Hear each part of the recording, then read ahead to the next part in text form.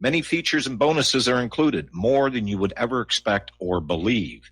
This is the ultimate graduation present, wedding gift, etc., etc. See the details. Go to RBN's webpage and frontsite.com to make it happen. You will hear this offer only on this radio network. Help keep RBN alive. Tell 5.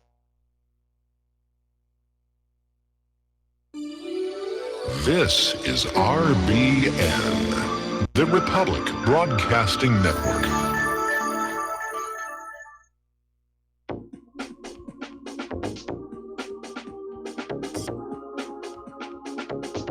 What Really Happened with your host, Mike Rivero. The history the government hopes you never learn. Here is your host, Michael Rivero. And aloha, America. Welcome to our show today. It is Thursday, October 4th, 2018. Sure happy it's Thursday. Sure happy it's Thursday. Sure happy it's Thursday. We have a lot of stuff to talk about today. It's a very, very busy news day. A lot of stuff going on all over. The phone lines are open, 800-313-9443. That's 800-313-9443. Mike is in our control room, ready to answer the phone, put you on the air with your comments, questions, and observations. So let's get right on into it. It looks like this Kavanaugh carnival may be drawing to a close.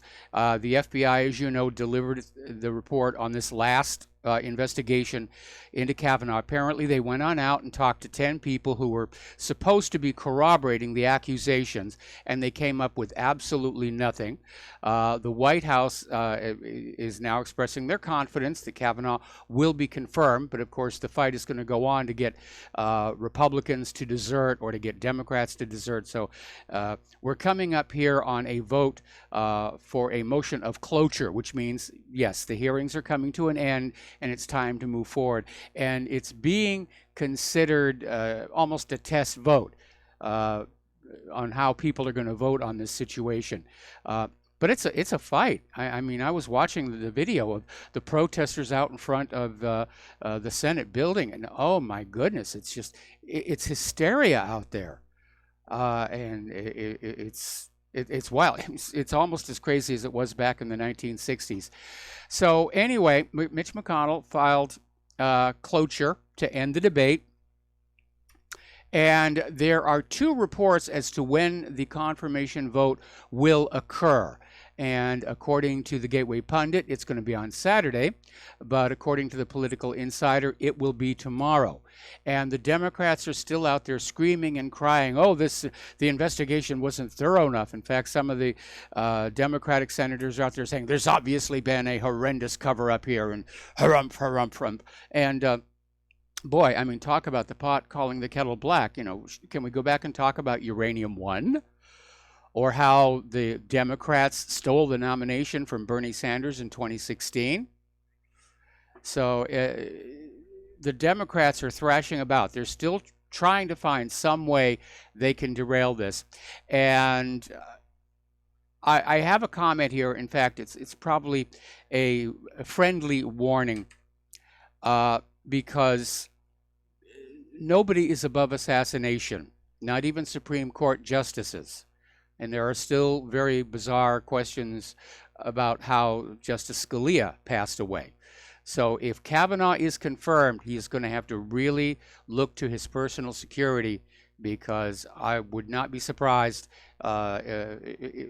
if taking him out was seen as the Democrats' last final solution to prevent the Supreme Court from going conservative. Anyway, I still think the Democrats are going to try a filibuster and just drag it out and drag it out and drag it out. And it's not like they're going to be able to stall this thing until after the election. That's 5 weeks away, let alone the seating of the new Congress, which is all the way over in January here. But a lot of people are starting to realize this whole sexual assault circus has fallen apart. And Rachel Mitchell, who was that sex crimes prosecutor, is basically saying the reason that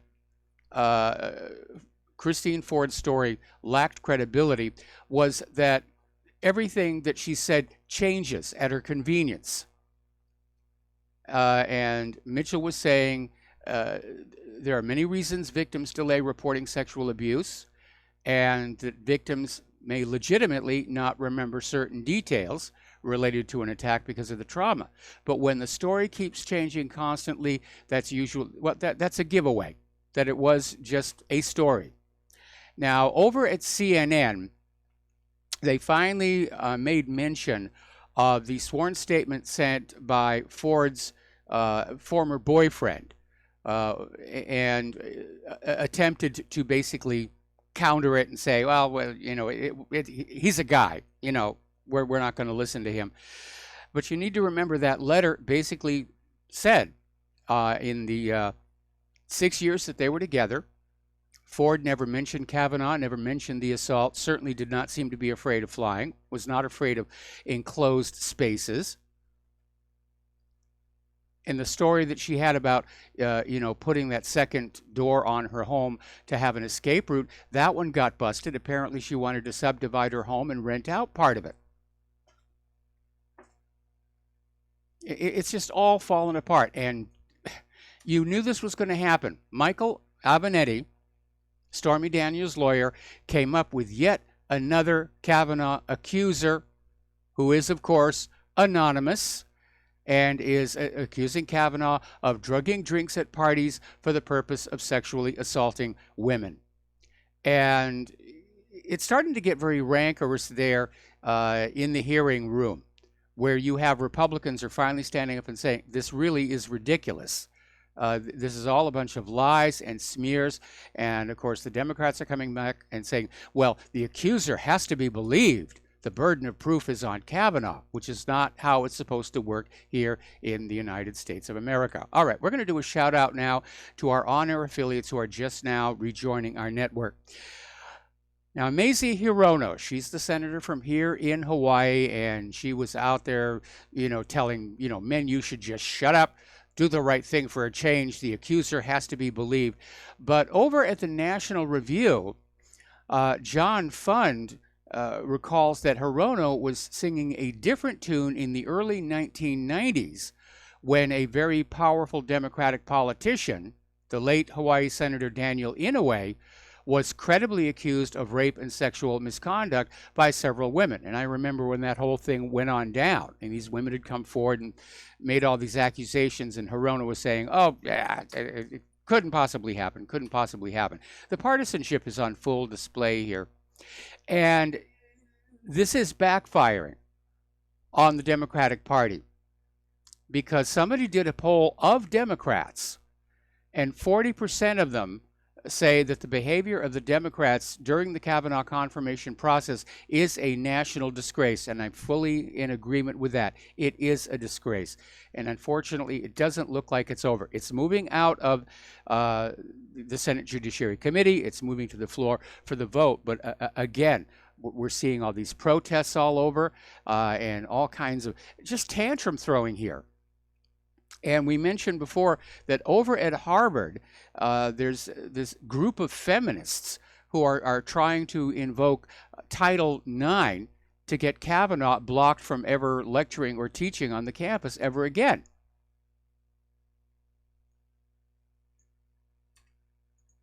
The man has not been shown to be guilty. I mean, that's really what it comes on down to. Okay, we're going to take a phone call. Francis in Montreal, aloha. Welcome to the show. What's on your mind? Hello, Mike.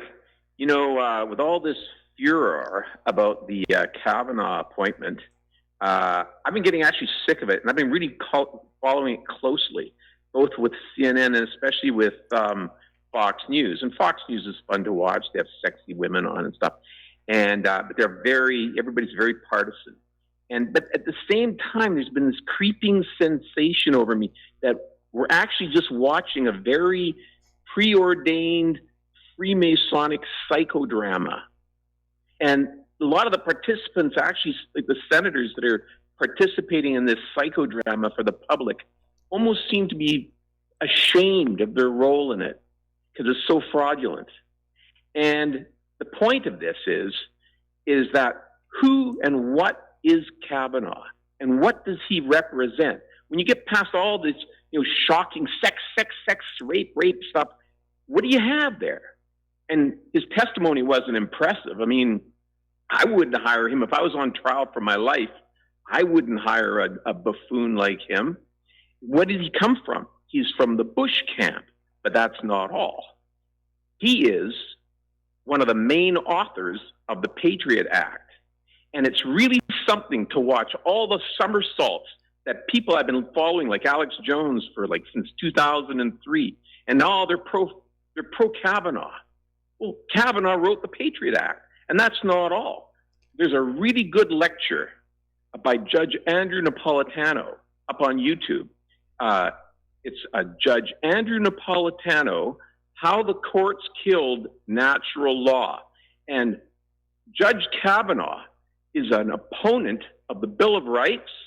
There's a famous case that he adjudicated over where an author was communicating to Florence, Italy in Italian with a publisher. And they were talking in Italian, and the NSA decided to listen in on him without a warrant. He was in the United States calling Florence, Italy. Yeah, listening I'm without a aware warrant. of the story. I'm aware of the story. Now, Francis, okay, you raise an interesting point here, and I'll be very honest. I'm not 100% happy with Kavanaugh either, but I would like to see the Supreme Court shift more conservative because of some of the lunacy that has come out of that building over the last couple of decades. But finally, we're talking about Kavanaugh himself, and it sort of underscores the fact that in the hearings for Kavanaugh, the Democrats never brought that up. It was always, he raped this girl, he did this, he was a bad person. They never really got around to talking about his qualifications. And well, it's a psychodrama. I don't think it's a psychodrama.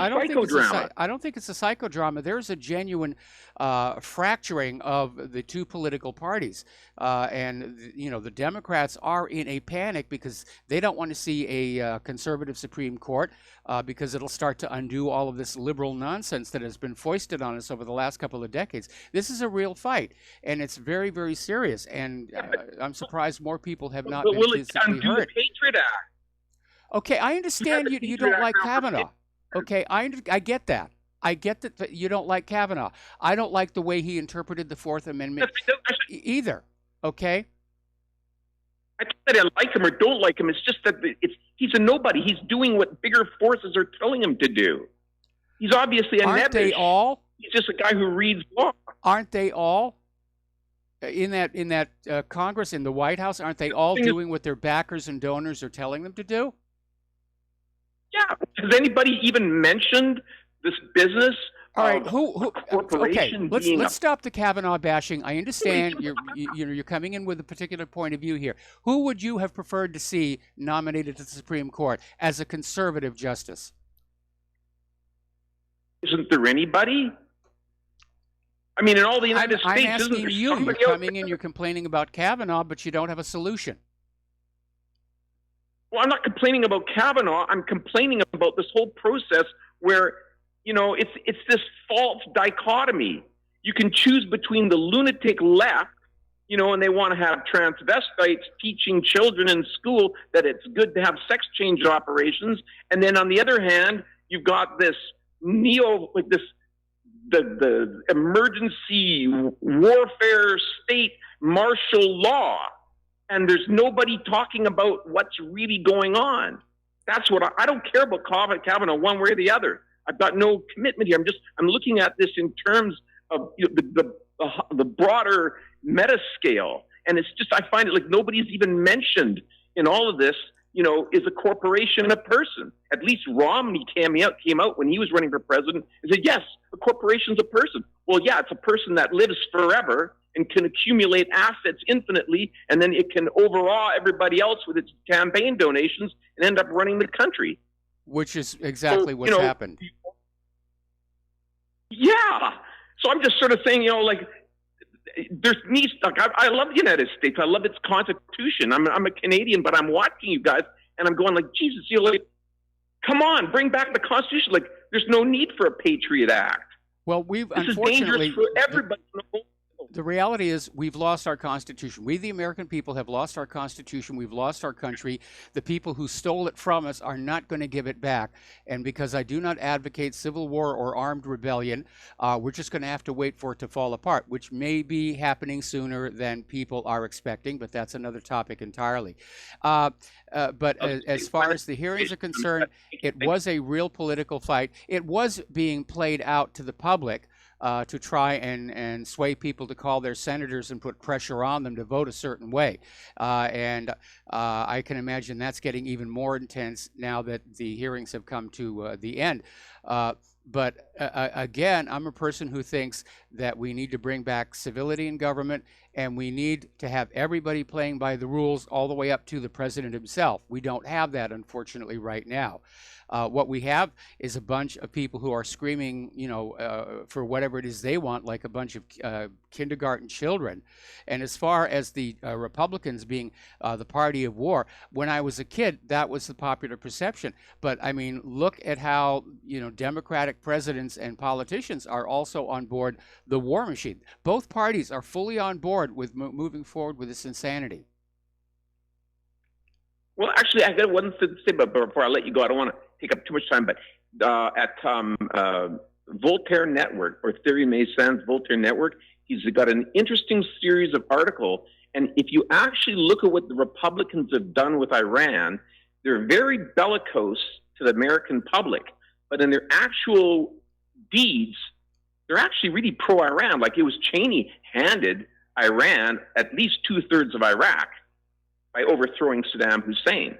And even now, Pompeo is doing these delicate maneuvers behind the scenes, and it seems that the American Republican Party is actually very much pro-Iran.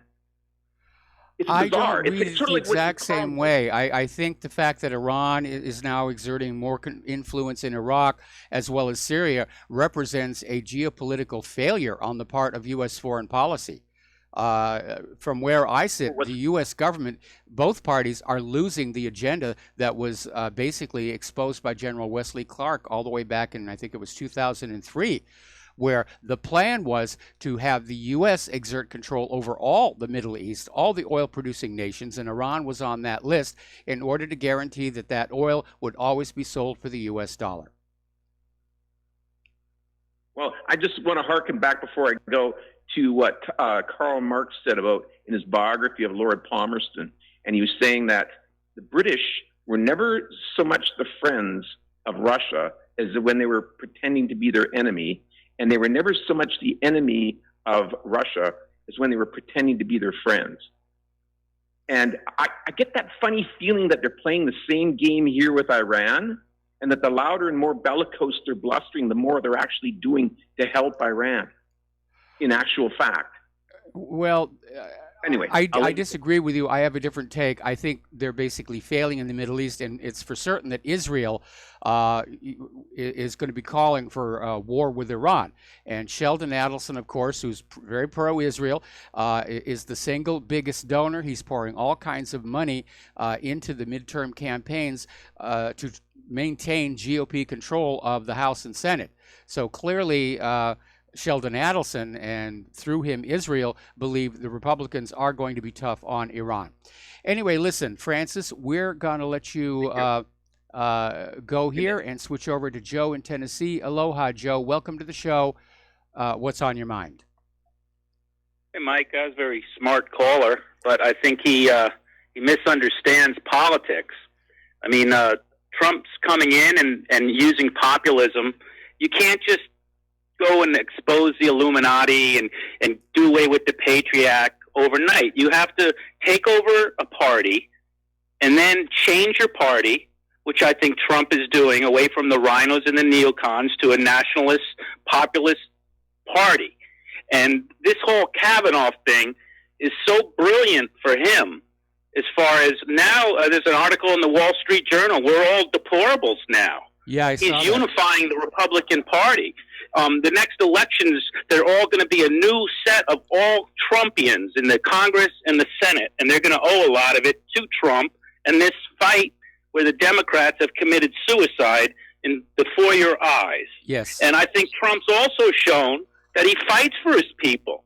George Bush would have yanked Kavanaugh weeks ago, and Trump went to the mattresses for this guy, and there's something to be said for that. I agree with you on that. I agree with you on that. I just wish Trump hadn't surrounded himself with so many of the old Bush-era neocon hardliners. Anyway, Joe, going to have to let you go. Got to take a break for commercials, and we'll be right back with another phone call after these few words.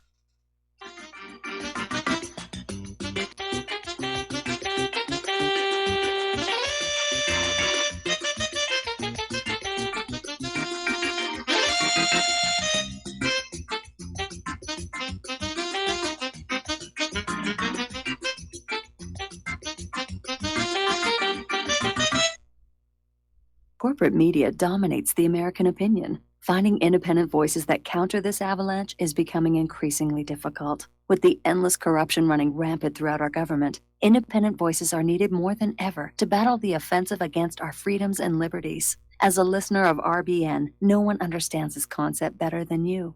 Now it's up to you to do your part. The time has come for you to take action and begin broadcasting the truth to hundreds or thousands of people every month. Sound impossible? Quite the contrary. With pointed slogans from LibertyStickers.com, you can reach countless sleeping Americans unaware that they live in a real-life wonderland. LibertyStickers.com has a huge inventory of political bumper stickers and messages that reflect the truth about our government, our politicians, and the future of America. With so many in stock, there's one perfect for you. Visit us today at LibertyStickers.com. Again, that's LibertyStickers.com. Do your part. Your voice is important. Let it be heard. Folks, we're living in a world the likes of which we've never perceived any clearer than we do now. The plan for global governance has been in the works for generations and would have likely been achieved by now, but for the fact that the globalists left open their Achilles heel. With all their tools, Federal Reserve System, fiat currency, no child left behind, and then Common Core education introduced to our schools to dumb us down, vaccines, pharmaceuticals to lobotomize us, GMO foods, insertion of compromised or bought and paid for politicians, judges, mainstream media propaganda, all pieced together like a puzzle designed to ultimately bring the world under submission. But with all their strategy, they forgot one thing: knowledge. And knowledge is power. With knowledge, their bombardment is nullified. Folks, with that, as brilliant and knowledgeable as you've become, among the wisest audience of any radio audience in the world, and you are, I want you to take a moment to reflect and ask yourself, how much of that knowledge did I obtain from Republic Broadcasting Network? How high has my consciousness been raised since I've been a listener? How fast am I now able to discriminate truth from fake news by being a Republic Broadcasting listener? How clear am I now able to see the world since I've been listening to RBN? Ask yourselves those questions, folks. Then ask yourself, what is that knowledge worth to me? Like my morning coffee, how would I survive without it? A voice of truth in a sea of lies. Do we not all need to make sure it survives? Like public broadcasting, we are now finding we can only survive with listener support. Censorship, advertisers being attacked, truth itself being attacked. It's the only way through this. We at Republic Broadcasting humbly ask you to become a supporter. Look at your budget and make a determination of what Republic Broadcasting is worth to you and what you can afford on a monthly basis. Go to republicbroadcasting.org and pledge 20, 30, 40, 50, if possible, 100 a month or more if it's affordable. Click the donate button and become a regular monthly donor. Assure both us and yourself that Republic Broadcasting truth will continue to flow like that morning coffee. The network thanks you. When all this twisted steel was swept away, did these remaining holes reveal what's really happened? And aloha, America. Welcome back to our show. And yes, once again, we are standing before you in our beggar's rags, asking for your help. You can see how much money is being spent by the money junkies, the politicians, to lie to you, to trick you. And we're asking for very, very little, relatively speaking, to keep on telling you the truth. So if you want to be lied to, that's fine. If you need to know the truth, if you want to know the truth, then we do need your help. And I'm sorry that we do keep asking, but it is a reality. All of the independent media are under attack. Our advertisers are harassed. Now we're starting to see payment processing systems hold up money. It's getting very ugly out there. So we do need your help, and there's no such thing as too small a donation. The postal address, if you want to send a check, money order, or if you prefer anonymity, cash, is Republic Broadcasting Network, 2251 Double Creek Drive, number 302, Round Rock, Texas, 78664. The phone number to make a debit or credit card donation or to pledge to be a recurring subscriber is 800-724-2719, extension 1. And don't forget that Frontsight Firearms Academy deal. That's a sweet, sweet deal. And you should seriously think about taking advantage of that. The network thanks you, and we're going to go back to the phones here to Scott in California. Aloha, Scott. Welcome to the show. What's on your mind? Hello, Michael. Am I on the air now? You're on the air now. Hello? Oh, okay. You know what? A day or so ago, I was reminded of something that you said in the run-up to the 2016 election, because the entire establishment was against Trump, and you said either this is the biggest psyop in history or Trump is the real deal. And that's what's happening with Kavanaugh. So there must be something about Kavanaugh is totally freaking somebody out. And I noticed that the Jesuit magazine titled America came out against him. Georgetown University came out against him.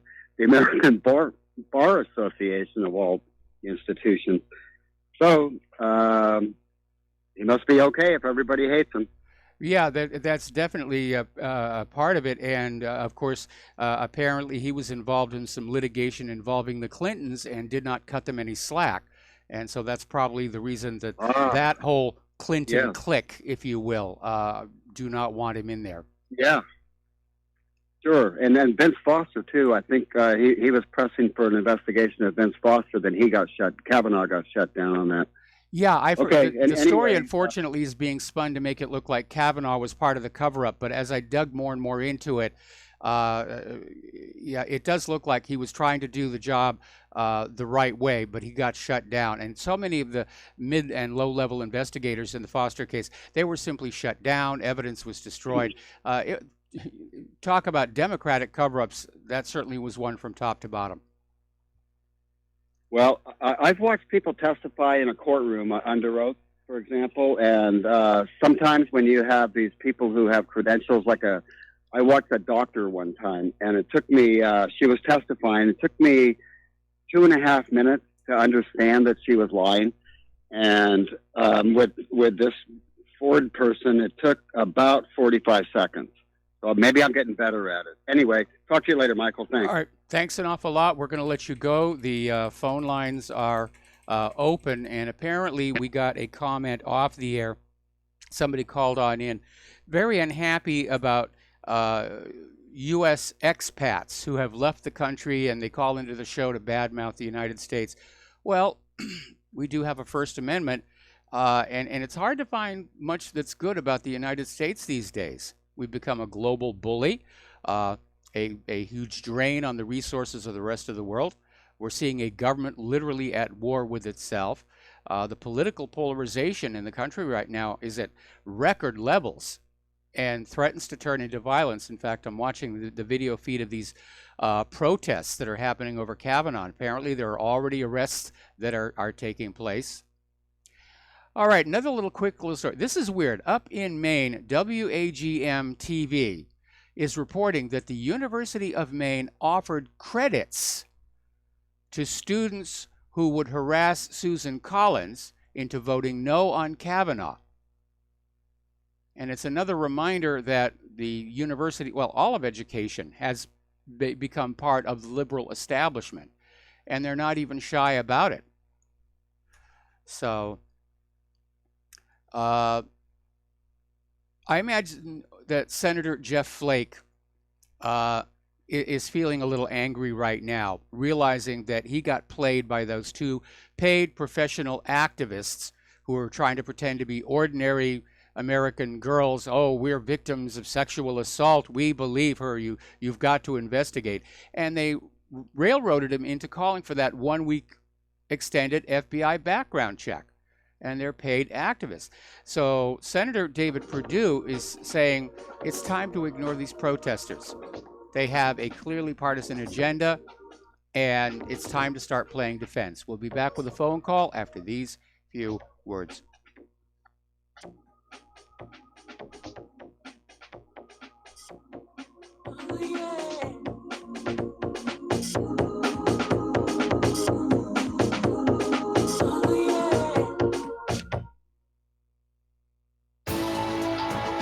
You are tuned in to the Republic Broadcasting Network. Visit our website by going to republicbroadcasting.org.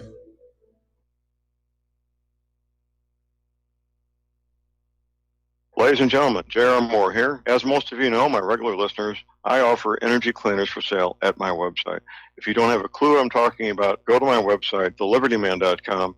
Educate yourself about these marvelous healing devices.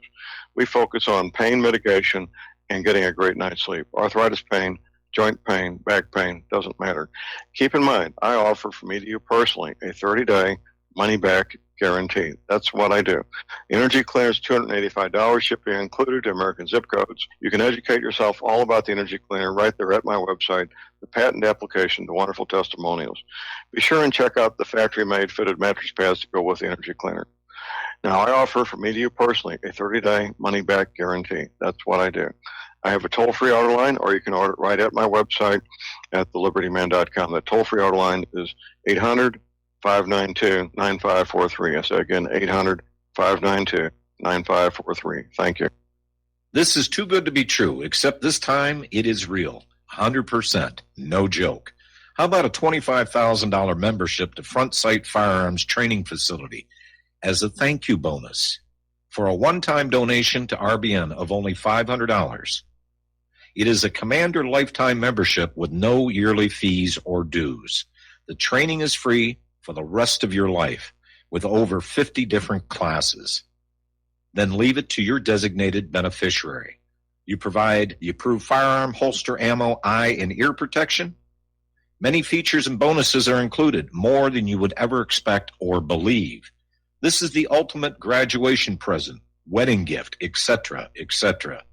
See the details. Go to RBN's webpage and frontsight.com to make it happen. You will hear this offer only on this radio network. Help keep RBN alive. Tell 5. Without the right accessories, any guy can be off the mark. Whether you've invested thousands in your arsenal or you own a single trusted firearm, a visit to AROutfitting.com is in order. It's one of the finest online selections of tactical optics and AR parts and add-ons, like EOTech, quick target acquisition with no peripheral loss. Browse the full range of Nikon scopes and binoculars. AROutfitting.com can illuminate your world with Streamlight gun-mounted lights from keychain to large handhelds up to 1,100 lumens. Find some stability with Battenfield tactical bipods. AROutfitting.com has CMMG gun parts, barrels, assemblies, handguards, part kits, and more, plus mag-full clips and magazines. I know I've got you excited, so take a breath. Head to AROutfitting.com. The site's super easy to navigate and features a ton of technical info, including links to manuals. We also welcome vendor and manufacturer inquiries. Remember, if you don't see it, we can get it at AROutfitting.com. We the people, in order to form a more perfect union, establish justice, ensure domestic tranquility, provide for the common defense, promote the general welfare, and secure the blessings of liberty. And aloha, America. Welcome back to our show here. And we're going to go right back to the phones here to Dustin in New Jersey. Aloha, Dustin. Welcome to the show. What's on your mind? Yeah, Mike, before I want to talk about what I want to buy, I had to go to the store today, Walmart, and in line, you know what I saw? I saw a Time Commemorative Edition magazine on John McCain, A Patriot's Life, and not one of them in that particular line was even taken out of the... So it looked like nobody bought them, at least in the line the aisle I was in. I'm like, I bet you that don't have pictures of him meeting with al-Baghdadi and the right sector, Yeah, the right probably. sector in Ukraine. All his ISIS buddies here. Did you hear what Time Magazine is doing? Did you hear what Time Magazine's doing this week? No. They have Christine Ford's face on the cover as this graphic that's made up of all the statements she made about Kavanaugh. Oh, Time Magazine's just another. That's why it's right next to the other rag tabloids. Yeah. It's garbage now. Yep. Same with Newsweek. Michael Isikoff, isn't he part of the Newsweek group and all that? I do not garbage? recall off the top of my head.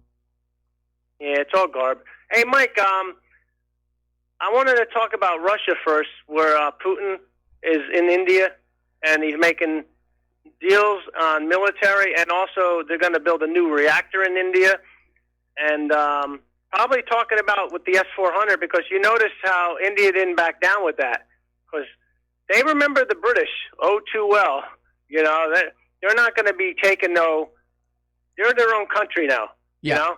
I mean, they don't need to be told what to do and who to make deals with. Isn't it amazing? Like, you buy stuff from us, or like, that is anti-capitalism, if you know. I mean, yeah, they are selling weapons, but that's totally anti-capitalism. I mean, my God, isn't it?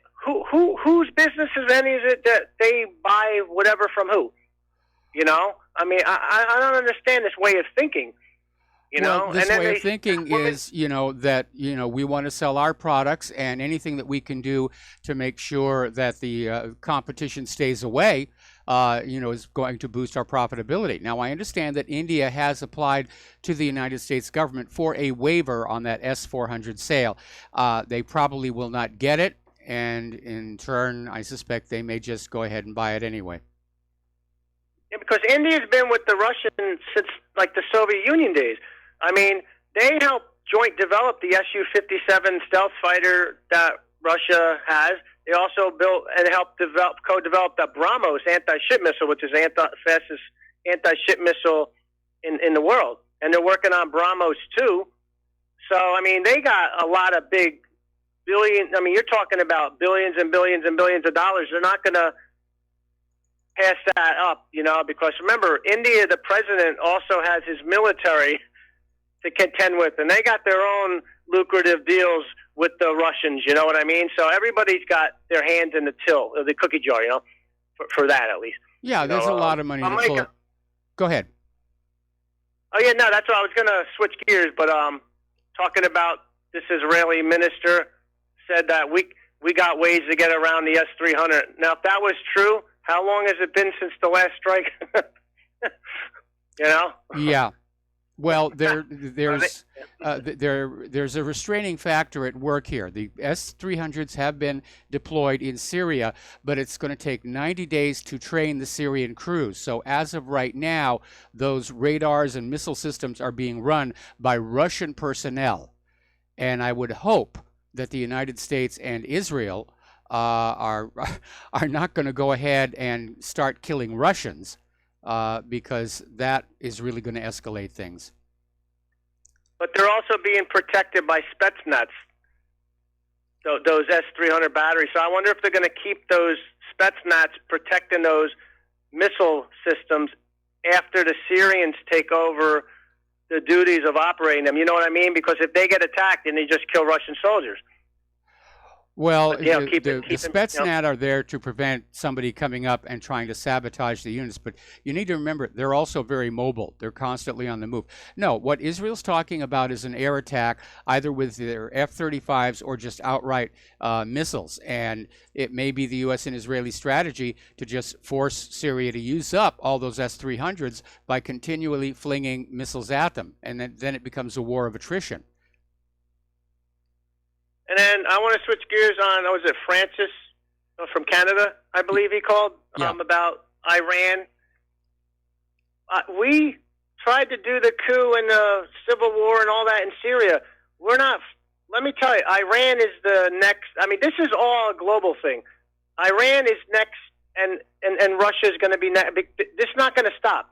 Dick Cheney was no friend of Iran. None of these people are no friends with any of these countries. So Iran is the target, Russia's the target, and China, because if you look, China's the target. Mike Pence's statement comes out, the real threat is China now. Yes. You know, China's, is interfering with our midterms. Can you imagine if they said India's interfering with our midterm? I mean, come on. Israel is interfering with our midterms. I mean, look, it's ridiculous to constantly harp about Russia interference in our internal politics or China interfering with our internal politics. Saudi Arabia interferes with our internal politics. Great Britain interferes with our internal politics. Every government on earth tries to influence the political future of countries around the world, both friend and enemy. In fact, when we talk about the U.S. program of covert regime change, some of the countries on that list include countries that are supposed to be allies, like France. The U.S. actually tried to regime change France at one point. So this is all for public consumption, and it's part of this propaganda run-up to convince us all that Russia is just incredibly evil and China is close behind. I don't know that they're getting traction with it, though, because it's a very different mindset in the American population. Certainly nobody around here that I talk to is buying any of this nonsense. Well, you know why, Mike? Because it's just like with propaganda. You do need a dupe to believe it, but after a certain amount of time, and you keep hearing the same thing, and they switch gears, adding somebody else onto there, eventually you start to figure out it's all BS. All right, Mike, have a good show. All right, thanks an awful lot, Dustin. We're going to let you go here. I saw a quick banner go by on Fox News about how a Democratic senator was reviewing the FBI report, and he's stopped for the day and will continue tomorrow. As I understand it, it's only 40 pages long. So again, stall, delay. Over in the world of corporate media, on CBS this morning, they interviewed Chelsea Clinton about the allegations of sexual misconduct against Brett Kavanaugh, gave her 3.5 minutes of airtime, but never got around to asking about the multiple allegations against former President Bill Clinton.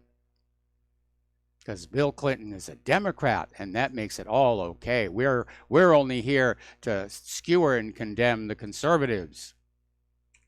All right.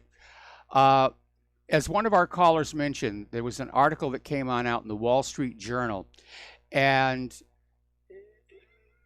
the gist of the article is that the Democrats' antics during the Kavanaugh hearings have reminded the anti-Trump conservatives the left hates them even more than it hates the president, and that the net result of all of this is the Republican Party is being reunified to a degree that even Trump himself would not be able to do. And basically ended the article saying, we are all deplorables now. So, all right, back to the phones. Frank in London, aloha. Welcome to the show. What's on your mind? Mike, I just wanted to say about the Democrats. I have to congratulate them the way they managed to assist in the unification of the Republicans. They couldn't do a better job. You know, I think it's admirable. These people. I'm just wondering, if these people get into power, could you imagine the level of incompetence the government would descend to? It would be like putting a combination of Harold Lloyd, Laurel and Hardy, and all these people to run the government. Yeah, with a touch of Rambo thrown in, because it got vicious out there. Yeah. It's these people. I've looked at them properly, and I think something is collectively seriously wrong with their psyche. I don't know if they have some sort of hypnosis in the. I don't know. It's just this collective insanity, a form of accepted collective insanity. That's what it is.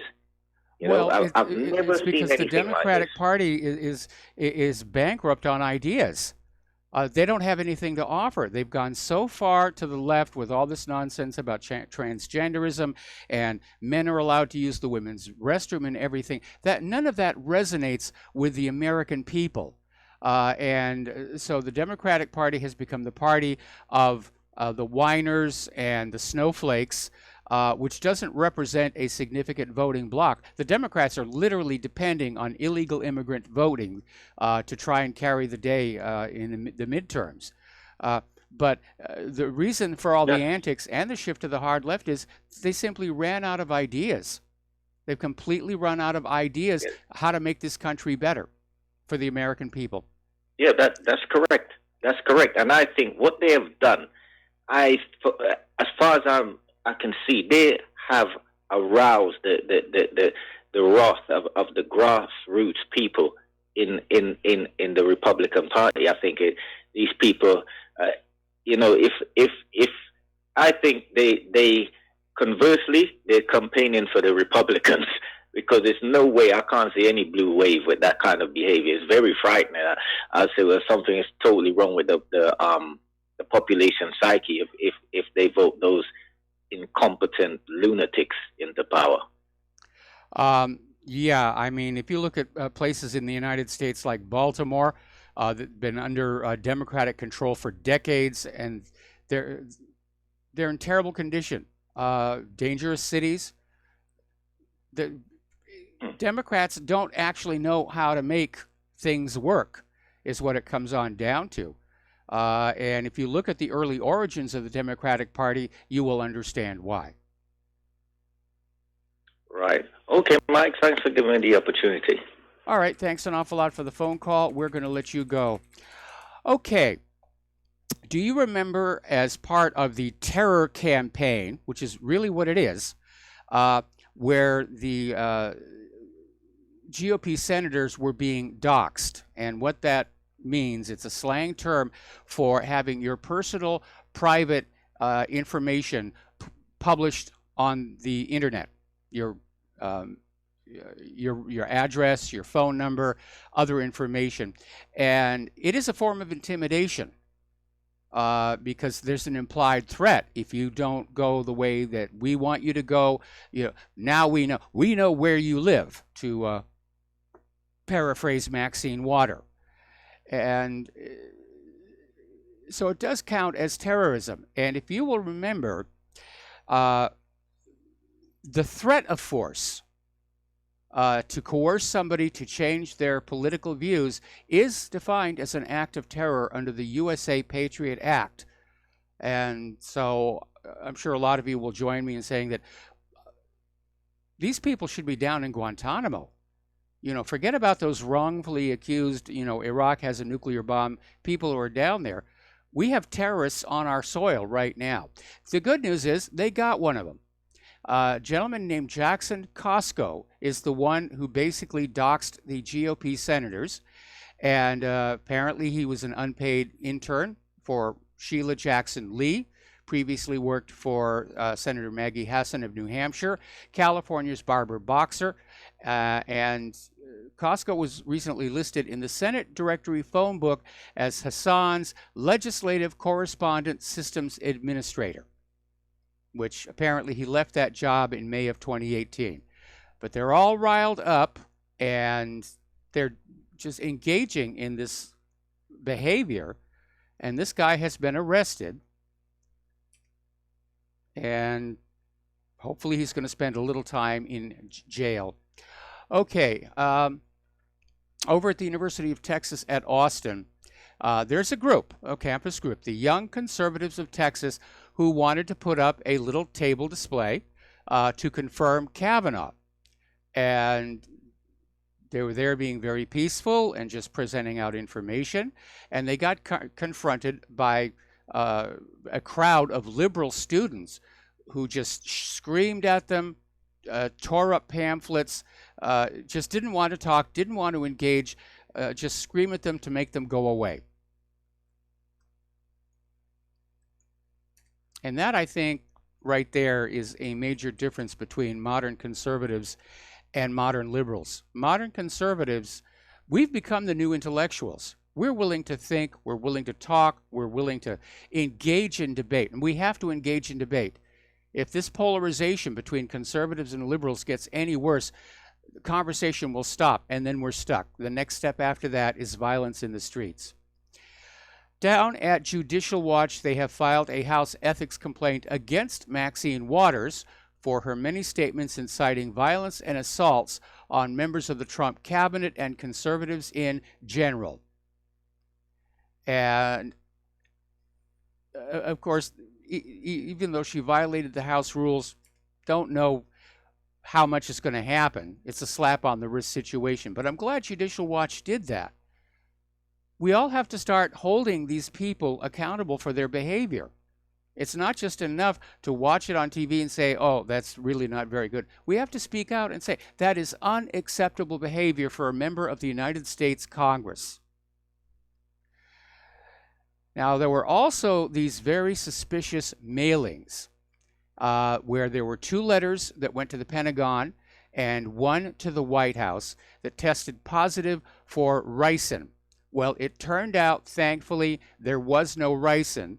The mail had been contaminated with castor seeds, which is the raw material from which ricin is made, and it can trigger a false positive on the test. So they found this U.S. Navy veteran in Utah, and they've arrested him, William Clyde Allen III, 39 years old, taken into custody. It's getting dangerous out there when people just take it on themselves to act like this without restraint. Anyway, we got to take another break for commercials, and we'll be right back.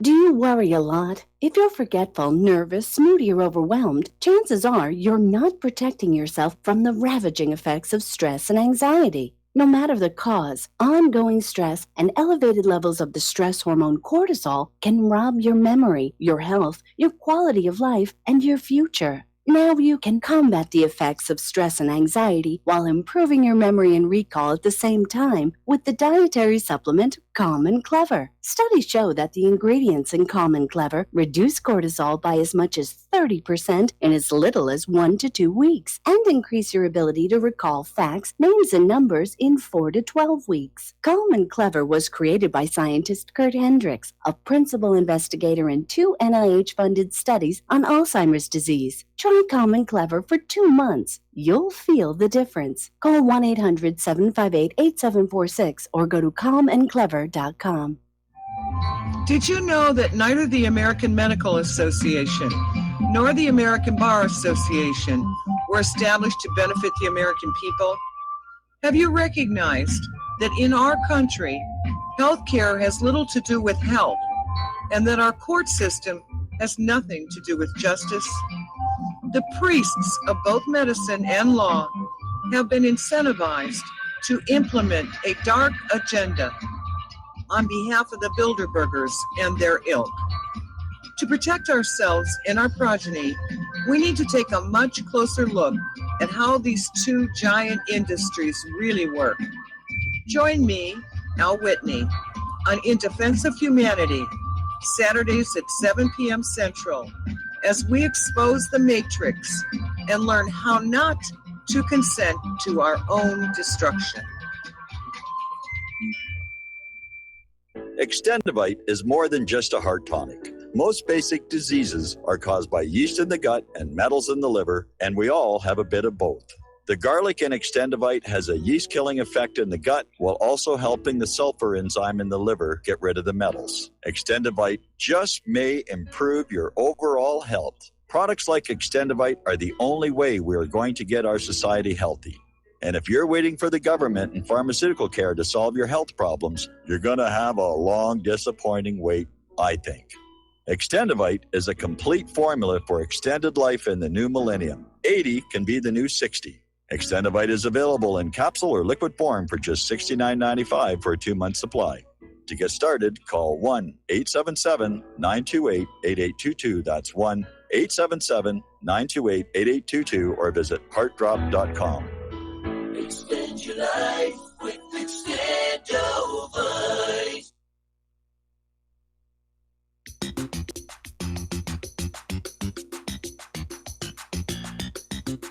Welcome to What Really Happened Radio.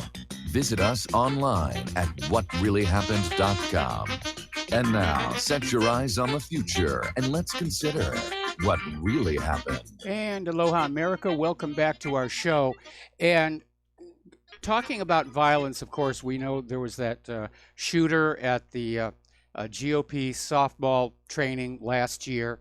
And then there was the attack on Rand Paul, which was very, very serious. And his wife has basically come on out with an editorial, if you will, a letter, basically saying that their family's experiencing violence, threats of violence, that it's been absolutely horrifying. There's intimidation, and that when Rand Paul was just working in the yard, and a neighbor or this man just attacked him, breaking 6 ribs, which is a serious injury, lung damage. Apparently had to deal with pneumonia. And the reason that she was coming out with this now was in response to all of these media personnel who think this is okay, that this is acceptable behavior. MSNBC commentator Casey Hunt laughed on the air that Rand's assault was one of her favorite stories. And you have people like Cher, Bette Midler, and others lauded the attacker on Twitter. And I find that just absolutely amazing that these celebrities are out there doing that.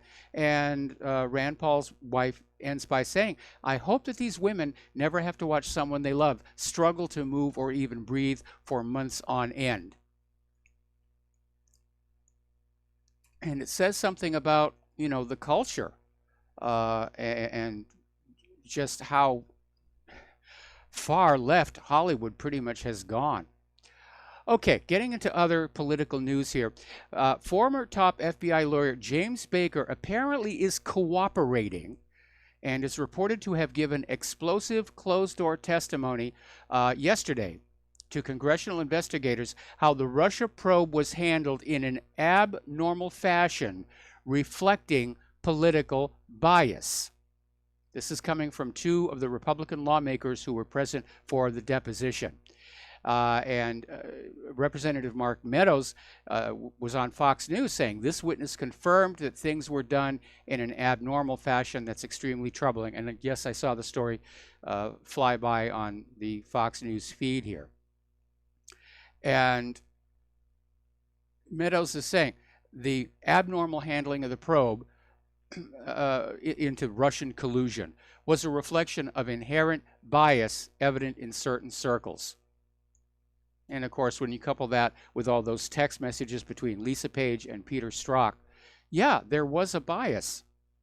The deep state is clearly afraid of Trump, because the deep state is happy only when the deep state controls everything and everybody. And anybody who is not under their complete control is a threat. Because I'm sure that Trump understands the realities of politics in Washington, D.C. But if there were to be something that broke loose and really started to expose it all, whose side would Trump be on? The deep state or Trump's side? And that may be why they're nervous about him. Maybe the same reason they're so opposed to Kavanaugh. We're going to take a break for station identification. We'll be back with hour number 2 after these few words.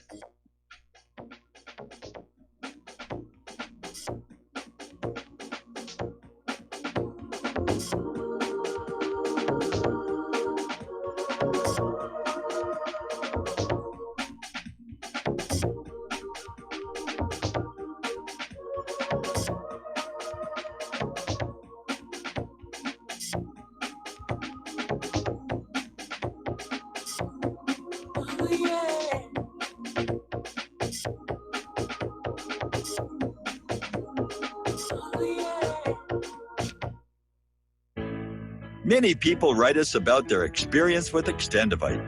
Allow me to read you a few from Amazon.com. By Mel. Great product. My husband and father-in-law use it regularly. Both my husband and father-in-law have had significant change in their blood pressure and overall health. By Amazon customers. It works for me. Returned to buy the tincture and the capsules as they were on sale during February. Unlike some other products, this one worked for blood pressure and occasional irregular heartbeat. Extendivite produced noticeable results after just 2 bottles, a 4-month supply. I take Extendivite 3 times a day, every day. I think this supplement has helped with my increased fitness regime and to lower my blood pressure. Tell us your story. Get Extendivite today. Call 1-877-928-8822 or visit heartdrop.com. Extend your life with Extendivite. You're listening to the Republic Broadcasting Network because you can handle the truth.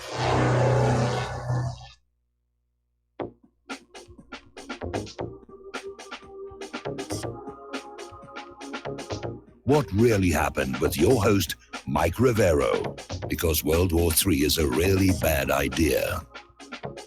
Here is your host, Michael Rivero. And aloha, America. Welcome back to our show, hour number 2. The phone lines are open, 800-313-9443.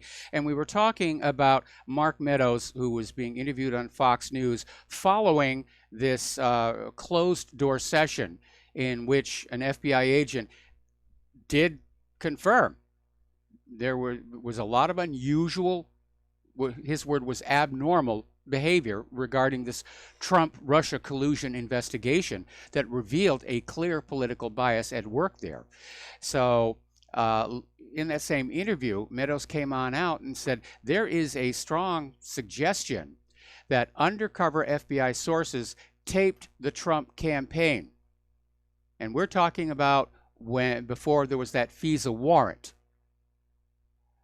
And just saying that extraordinary measures were used to surveil. So that's how out of control the FBI is here. Apparently, congressional investigators have confirmed that a top FBI official met with Democratic Party lawyers to talk about allegations of Donald Trump and Russia weeks before the 2016 election and before the Bureau secured a search warrant targeting Trump's campaign. So there's your collusion right there. They were working on this before they even had a surveillance warrant. And then they couldn't find anything, so they ginned up that Christopher Steele dossier and used it to get a FISA warrant to make it all look like it was legit and above board. Except the dossier was a fraud here. Another story coming out here that apparently Clinton lawyers were feeding anti-Trump information to the FBI. And apparently Catherine Herridge is reporting that sources familiar with the congressional investigation tell Fox that a lawyer for the DNC Clinton campaign was the previously unknown source providing evidence to the FBI Russia probe in 2016. Okay. Now, a little bit of good news here. Attorney General Jeff Sessions has been subpoenaed to appear before a grand jury, and he has been subpoenaed to provide certain documents related to the McCabe memos, basically the whole Russiagate situation. They want to see the documents, and it'll be interesting to see if he refuses, which could land him in hot water here. Now, lost behind all this Kavanaugh circus, there are some developments happening, and maybe Robert Mueller was kind of glad for the respite from being out of the public eye, but now that this Kavanaugh thing appears to finally be winding down, short of exploding into civil war, the public attention is going to shift back on to this other witch hunt that Mueller was conducting against Donald Trump. But now we're getting a report here. This is coming out of Russia Today. 2 of the prosecutors from Robert Mueller's team have stepped down. And that may signal that that part of the probe is winding down. And of course, after all these months and all that money, they came up with absolutely nothing to document collusion between Trump and Russia. And yet the liberal media is still out there pushing that. Oh, yes, there was collusion. It was collusion. Hillary was pushing that the other day. Remember, we were talking about how she's still bitter about 2016? And she was like, yeah, there was definitely collusion. There was definitely collusion. They stole that election from me. So it is a circus, but I guess the clowns are getting tired here. And again, all this talk about Russian interference in Western politics, what about Israel? What about Saudi Arabia? What about the United Arab Emirates? I'm looking at a story over here a member just posted. Google manipulates 25% of the world's elections. This focus on Russia is intentional. It's part of the war propaganda. And this article that I'm looking at is basically quoting reporters in the corporate media who are saying they are under pressure to basically expand the Russian threat, to put the focus on that. That's not news reporting, that's propaganda. And of course, behind it all, there's still that big question. How many illegal immigrants are going to get away with voting in our election? Because it is against the law for non-citizens to vote in our elections. Soros is shelling out another $500 million for groups that support the migrants and the illegal immigrants. And as we reported yesterday, the Immigration and Customs Enforcement is reporting there's a noticeable increase, a surge in illegals just walking across that border into our country. Now, I mentioned this yesterday, but I'm going to mention it again because you need to sort of keep it in mind. On Wednesday, September 26th, there was a resolution, House Resolution 1071, expressing disapproval of non-citizen illegal aliens voting in U.S. elections, which is a criminal act. Now, a resolution, of course, is not a law, and it's not really binding. And despite that, 71 Democrats outright voted no. 69 Democrats basically just said present. 4 Democrats refused to vote at all. So in effect, 144 Democrats refused to agree with the resolution that it is wrong for illegal aliens to vote in U.S. elections. And that has got to be a warning sign that that's going to be a major part of their effort to steal this election in 5 weeks. We're going to do a shout out now to our on-air affiliates who are just now rejoining our network. Let's turn over to the war zones. There's a lot going on. And apparently, ISIS executed another civilian hostage captured by the terrorist group during the July 25th attack on the government-controlled areas in eastern al-Suwaida. And the hostage was killed by 2 shots in the head. The terrorist group also demanded the Syrian army to stop its anti-ISIS operation in the area of al-Safa and to release several female members of the terrorist group from prisons. And I think Syria is taking the same position that the United States does. You do not negotiate with terrorists and hostage takers, which is bad news for those people who are still hostages. Now, despite the ISIS demands, it's unlikely the Syrian army will abandon its efforts to clear the al-Safa pocket from ISIS members, because this would mean the terrorist threat would remain in southern Syria. No chance of it being eliminated. And Syria wants it gone. They want it gone. Russian television has released footage of the delivery of one of the S-300 batteries. It was being offloaded from a transport plane in Syria. And they were showing all the little bits and pieces of it. And so they're all up and running. And Russian personnel are operating them, as well as training the Syrian forces who will use them. Okay, we're going to take a phone call. Karen in Maryland, aloha. Welcome to the show. What's on your mind? Well, that was quick. Hi there. I have a question about ATM machines. And, okay. My position on ATMs is that they should not be relied upon or depended upon. I went to my credit union the other day and I asked for all of their applications and brochures associated with ATM use, and they gave them to me. And not one of them had the disclosure that I was looking for, because, see, my position on ATMs is that you're under the assumption that the ATM works when you can go to the ATM when the bank is not available, when the bank is not open. And most of us have become pretty reliant and dependent upon ATM use to the point where we don't even go to the bank anymore while it's open. We just use the ATM. But correct me if I'm wrong, that there is no guarantee from the bank that if the credit union closes and the ATM is all you have to work with, there's no guarantee that the ATM is going to be available or you're even going to have access to your account. And my position is that the ATM is basically a stepping stone that, is being used. You went from the credit union being open with no ATM, which was the case about 50 years ago.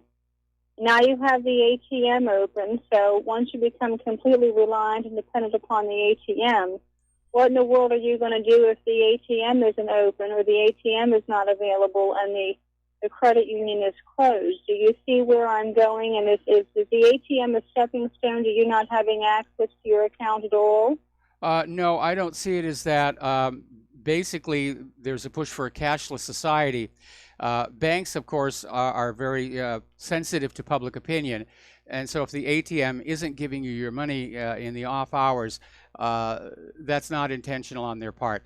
Anyway, that's not really something that I'm an expert on. So, Karen, we're going to thank you for the phone call and let you go here and get on back to the show, to the war zones. And apparently up in Raqqa, the U.S.-backed Syrian Democratic Forces are on alert. Apparently they're under attack by unknown gunmen. And this seems to be something that we're starting to see in the rebel-held areas, that these various groups are starting to fight amongst each other. And whether that is to capture each other's weapons or simply because they don't like each other. Obviously, for Syria itself, this is a positive thing when your enemy is starting to squabble amongst themselves.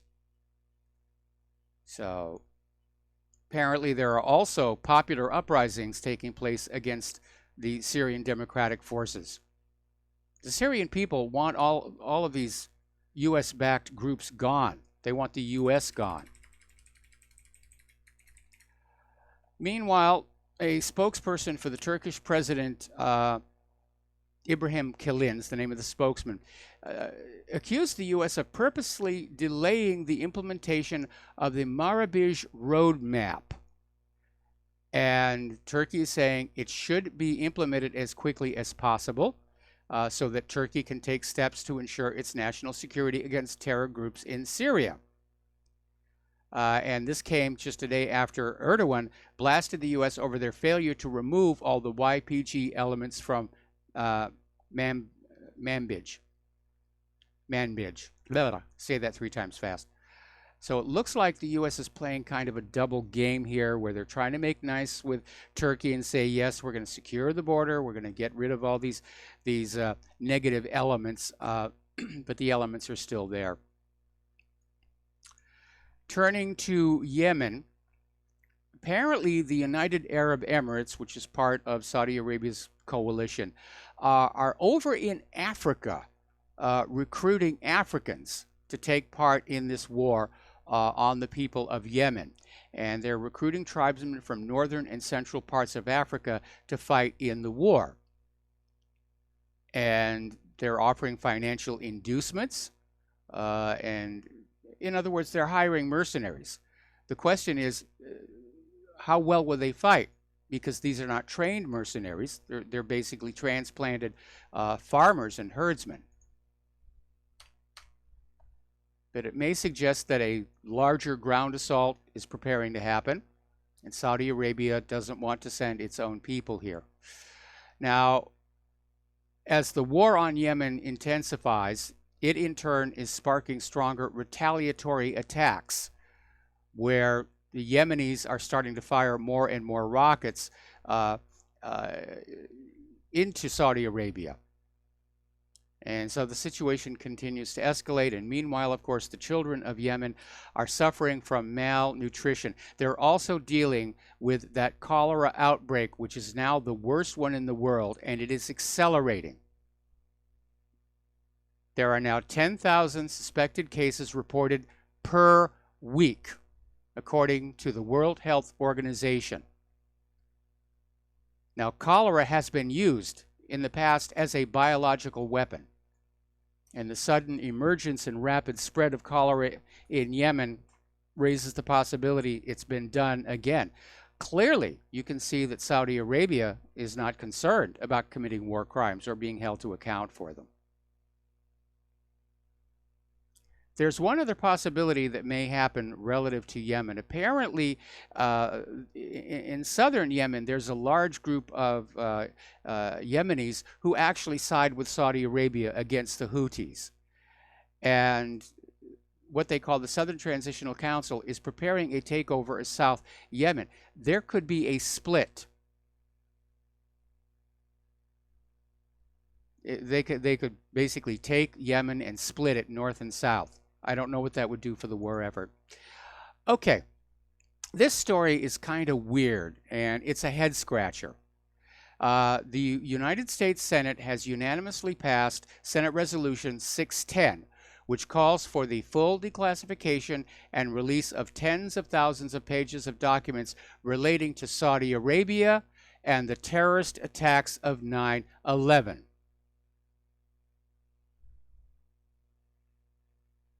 Now, we know that ever since 9/11, a lot of people have been trying to accuse Saudi Arabia of this, and so now they're going to release all this documentation. Why are they doing it now? I mean, first of all, obviously they're ignoring the culpability of Israel in 9/11, but why are they doing this right now? The United States is dependent on Saudi Arabia to be their proxy in Yemen. Saudi Arabia is getting all buddy-buddy with Israel. Why annoy them now is the question here. All right, let's take another phone call. Thomas in Florida, aloha. Welcome to the show. What's on your mind? Hello, thank you for having me on. Yeah, I've been listening intermittently, and a while ago I heard you talking about Kavanaugh and whatnot. And as I recall, you were quite concerned about the Vince Foster cover-up, which is actually what initiated you into the cause of what we're all involved in today. And for what it's worth, you know, if you go on the internet, they do talk about the fact that a guy called Miguel Rodriguez, who was an independent district attorney, was first put on the investigation. Yes. And he came to the conclusion that it was a homicide. Yes. And then he was demoted. Hello? Kenneth Starr to the conclusion that Foster killed himself. And I thought, that's awfully concerning to me. You know what I'm saying? Yeah.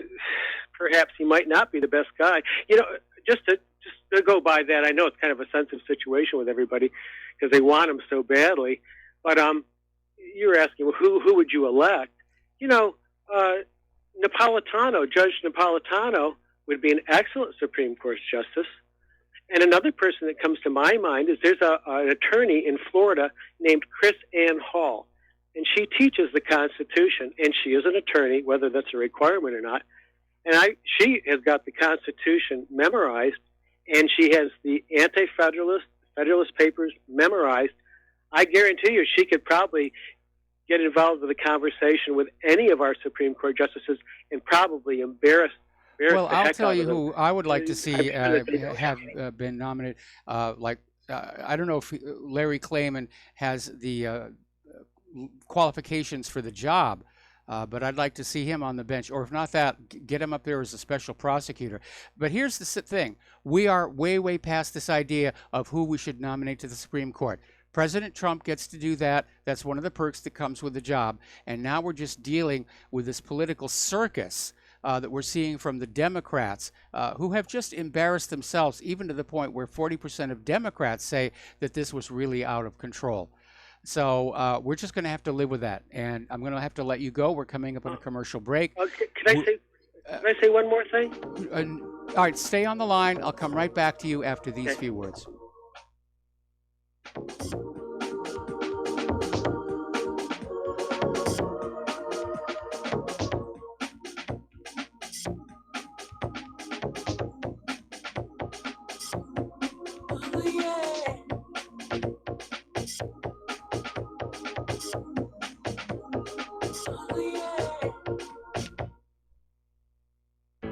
Extendivite, a 7-herb combination of garlic, cayenne, hawthorn, bilberry, ginkgo biloba, valerian, and milk thistle. Extendivite is designed to strengthen the heart and arteries and help the body heal itself. Doctors are not able to explain the improvements they are seeing in their patients' health who are taking Extendivite. People who once needed more pills are now taking less and getting better. Due to the unexplainable improvements in their patients' health, more doctors are calling to order Extendivite for themselves. Help Extendivite make your doctor a believer. Extendivite is available in capsule or liquid form for just $69.95 for a 2-month supply. To get started, call 1-877-928-8822. That's 1-877-928-8822, or visit heartdrop.com. Extend your life with Extendovite. Attention RBN listeners. Dr. Ignatius Piazza, founder of Front Sight Firearms Training, and fate have come together to allow RBN to run another fundraiser till the end of the year. We didn't really expect this opportunity, but thankfully it's here and running as you hear this. We've set a goal of 500 donations by the end of the year, which averages around 6 per day, 7 days a week. When you realize all the folks listening to RBN all hours of the day and night, we think our goal is realistic and extremely critical to keep RBN on the air. If everybody listening will seriously assess their ability with firearms and then take advantage of this opportunity, we feel our goal is very conservative. Please take the time to look over Front Sight's website to get an idea of an amazing facility and the world-class training that's going on there. If this interests you, you likely will have like-minded friends that would like to know. Tell them. If for some reason some listeners are not personally interested, consider sons and daughters, close friends, nieces or nephews, top valued employees, inform club members, share the opportunity with police and fire departments. It's not too early to plan Christmas presents for special people. This fundraiser has come at an extremely critical time for RBN because the dire need for equipment upgrades. We're running on the spare tire currently with no money to fix a flat, and the fuel gauge is bouncing on E. This is one of the most valuable ways you can help RBN financially because you get Commander lifetime membership value that is 50 times your donation and can be passed on forever. How many times during life do you get to leave a legacy? See more details and contact info on our webpage, republicbroadcasting.org. And thank you. Some are maxed out all their credit cards. Some are working 2 jobs and living in cars. Minimum wage won't pay for a roof, won't pay for a drink. If you gotta have proof, just try it yourself, Mr. CEO. See how far 5.15 an hour will go. Take a part-time job in one of your stores. I bet you can't make it here anymore. And aloha, America. Welcome back to our show. And we're still talking with Thomas in Florida. And you wanted to say one more thing. Yes, kind of going back to what I originally started to talk about when I first called in. If indeed Mr. Kavanaugh was involved in the obstruction of evidence that Mr. Rodriguez was uncovering, would he not then be accessory to at least the obstruction of evidence, if not accessory to a homicide. And is that the quality type of person we want on our Supreme Court bench? Okay, well, look, I have issues with Kavanaugh over his interpretations of the Fourth Amendment, Fifth Amendment, and I have serious questions about his performance during the Vince Foster affair. But he is the man that was appointed by Donald Trump, and we are past the point of saying, let's do a last-minute substitution. It's not going to happen. Now, if we have another Supreme Court justice leave the bench for whatever reason, then we can renew the discussion about who would be best to sit on the bench. But right now, Kavanaugh is what we've got, and he's moving forward toward a confirmation. And again, even though I'm not 100% happy with him, there's probably nobody out there I'd be 100% happy with. Let's all be honest about that. We're not going to agree with everything that any potential Supreme Court justice believes in. And so let's just understand we go with the best that we've got, which right now is Kavanaugh. I do want to see the Supreme Court shift back to a conservative court after all the nonsense the liberals have dished out on us over the last several years. So thank you for the phone call, and we're going to switch over to Mateus in Canada. Aloha, Mateus. Welcome to the show. What's on your mind? Hey, Michael. I want to talk about Zionism, but first I wanted to mention something regarding the Trump was, quote, Trump appeared briefly flustered, then smiled and said it was not the reaction he expected, but that's all right. And later he brushed off the episode and telling reporters, oh, it was great. Well, that was meant to get some laughter, so it was great. So that's regarding how he got laughed at the UN. And he said, while he's getting laughed at, he said it's not the reaction he expects. And then after that, he was lying and saying that he did it on purpose just to get a laugh. And then, look what a liar this guy is. Like, this other quote here. Quote, we ask all nations to isolate Iran's regime as long as its aggression continues. I mean, but talk about the pot calling the kettle black. Yes. The president has removed the U.S. from the 2015 nuclear accord with Iran because of Iran's destabilizing actions throughout the region and support for terrorist groups like Hezbollah. And he accused Iran of sowing chaos, death, and destruction. I mean, talk about projection. Yes. And then you got this Bolton, who's a hardcore Zionist, self-admitted Zionist. Some of his underlings have whistleblowed in saying that they're really afraid that this guy is wanting the tribulation to happen, and he's in a position to actually start a nuclear war with other countries that have nuclear weapons. Yeah, that so here's really Bolton worries me. that says, yeah, he actually, on a podium, casually referred to something that's going to happen after the tribulation. This is insane. And so, okay, he says, quote, if you cross us, our allies or our partners, he's referring to Iran, or if you harm our citizens, if you choose to lie, cheat, and deceive, yes, there will indeed be hell to pay. I mean, give me a break. Like, that's all the U.S. does is lie, cheat, deceive, sowing chaos and death. Yes. But for people that don't really understand what Zionist means, the place to go is what Riviero already referred, is No More News, KNOW, More News. That's all they really talk about. So if you just want to crash course on what Zionism is, and then come back to what really happened to kind of keep up with everything else. But I just want to say that Zionism, what this means is that there's a zealous belief that the Jews will rule the world from the Temple Mount in Jerusalem after the Golden Dome of the Rock is destroyed, which is currently obviously owned by the Muslims. Yep. And then the Jewish people are going to build a third temple and rule the world from that temple. But their Messiah will come and sit on the throne. They're going to have temple service and daily sacrifices of animals in the morning and the evening, special occasions. But it'll be a false Messiah. It's actually going to be the Antichrist on that throne. Then there has to be a big, huge Armageddon, where a big conflagration, where pretty much the whole world's going to be destroyed. Then the real Messiah will come back. And this is Jesus from the perspective of the extremist zealot Christians.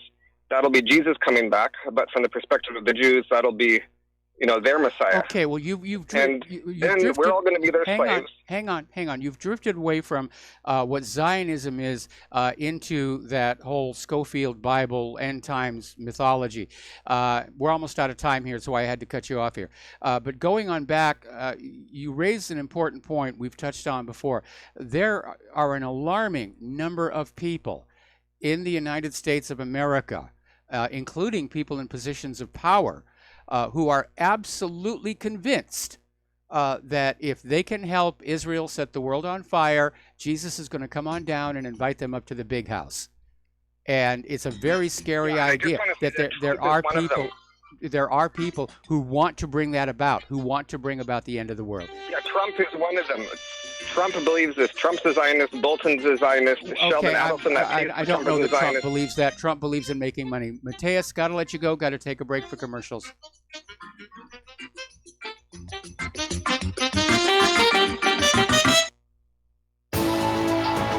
You are tuned in to the Republic Broadcasting Network. Visit our website by going to republicbroadcasting.org.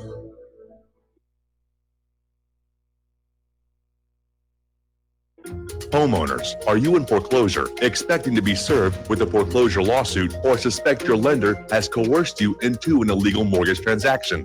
A huge number of mortgages made in the last 10 years have legal issues and are possibly defective. State laws and the U.S. Supreme Court have upheld that defective mortgage documents are grounds for foreclosure defense and for counterclaims in favor of the homeowner. If your mortgage has been sold or assigned since closing the loan, it may be defective and you may be paying the wrong party, and the lender may not have standing or the right to foreclose or collect payments under the law. If you would like to know if your mortgage is legal or not, or know if you are paying the right party, we can help. Our initial consultations are free of charge. We are not attorneys. We are legal researchers and work closely with experienced lawyers who know how to help you find the evidence to help you keep your home. Call toll free 1-855-2-KEEP-IT. That's 1-855-2-KEEP-IT today. Tired of being lied to by mass media? It's growing more and more apparent today that news is received less and less through standard media outlets. Even with a growing audience every day, RBN is beginning to direct more efforts into social media. Social media and the use of the internet is fast becoming the primary source of people for news, regardless of demographic. RBN has set out to provide some of the best news on the internet through republicbroadcasting.org, and also has begun to use the tools to our advantage by way of social media. Republic Broadcasting is now operating a Facebook page to function as yet another avenue to have our collective voice reach new audiences across not only America, but across the globe as well. The Facebook page features not only news, but also an RBN player to listen to our broadcasts. Get involved by visiting facebook.com/Republic Broadcasting and liking our page and share it with your friends and family, because you can handle the truth. Without the right accessories, any guy can be off the mark. Whether you've invested thousands in your arsenal or you own a single trusted firearm, a visit to AROutfitting.com is in order. It's one of the finest online selections of tactical optics and AR parts and add-ons, like EOTech, quick target acquisition with no peripheral loss. Browse the full range of Nikon scopes and binoculars. AROutfitting.com can illuminate your world with Streamlight gun-mounted lights from keychain to large handhelds up to 1,100 lumens. Find some stability with Battenfield tactical bipods. AROutfitting.com has CMMG gun parts, barrels, assemblies, handguards, part kits, and more, plus mag-full clips and magazines. I know I've got you excited, so take a breath. Head to AROutfitting.com. The site's super easy to navigate and features a ton of technical info, including links to manuals. We also welcome vendor and manufacturer inquiries. Remember, if you don't see it, we can get it at AROutfitting.com. What this country is coming to, I sure would like to know. If they don't do something by and by, the rich will live and the poor will die. Doggone, the panic is on. Can't get no way, can't draw no pay. Unemployment. And aloha, America. Welcome back to our show here. And as we reported earlier in the week, the United Nations highest court has ordered the United States to lift sanctions on Iran that affect imports of humanitarian goods and products. And in addition, we didn't have this before, products and services linked to civil aviation safety. Now, this ruling by the International Court of Justice is legally binding, but it remains to be seen if the administration of Trump will comply, and my guess is no, because the United States has repeatedly ignored the rulings of the International Court of Justice. And if you recall, not too long ago, Bolton was out there with this, we're above the law. You know, they don't have jurisdiction over us. We're the exceptional nation here. Pompeo is out there saying that Iran is a source of threats, or is the source of threats to Americans in Iraq. And he's basically responding to the protests in Basra that have forced the closure of the U.S. consulate in that port city. And the Pentagon is getting ready to evacuate personnel from the site. Well, Pompeo doesn't want you to think that maybe the people of Iraq don't want the Americans to be there anymore. So, of course, it has to be an Iranian plot. Of course, it's the hand of the Ayatollah and his henchmen that are behind these attacks on the United States. The people of Iraq love us. I mean, just because we blew their country up and made it an economic disaster zone and lynched their leader, it's no reason for them not to love us. Okay, remember when Benjamin Netanyahu got up before the UN General Assembly and he started hurling all these accusations? Iran has a hidden warehouse of nuclear materials. Hezbollah is building missile sites in Lebanon to attack us with, both of which have now been discredited.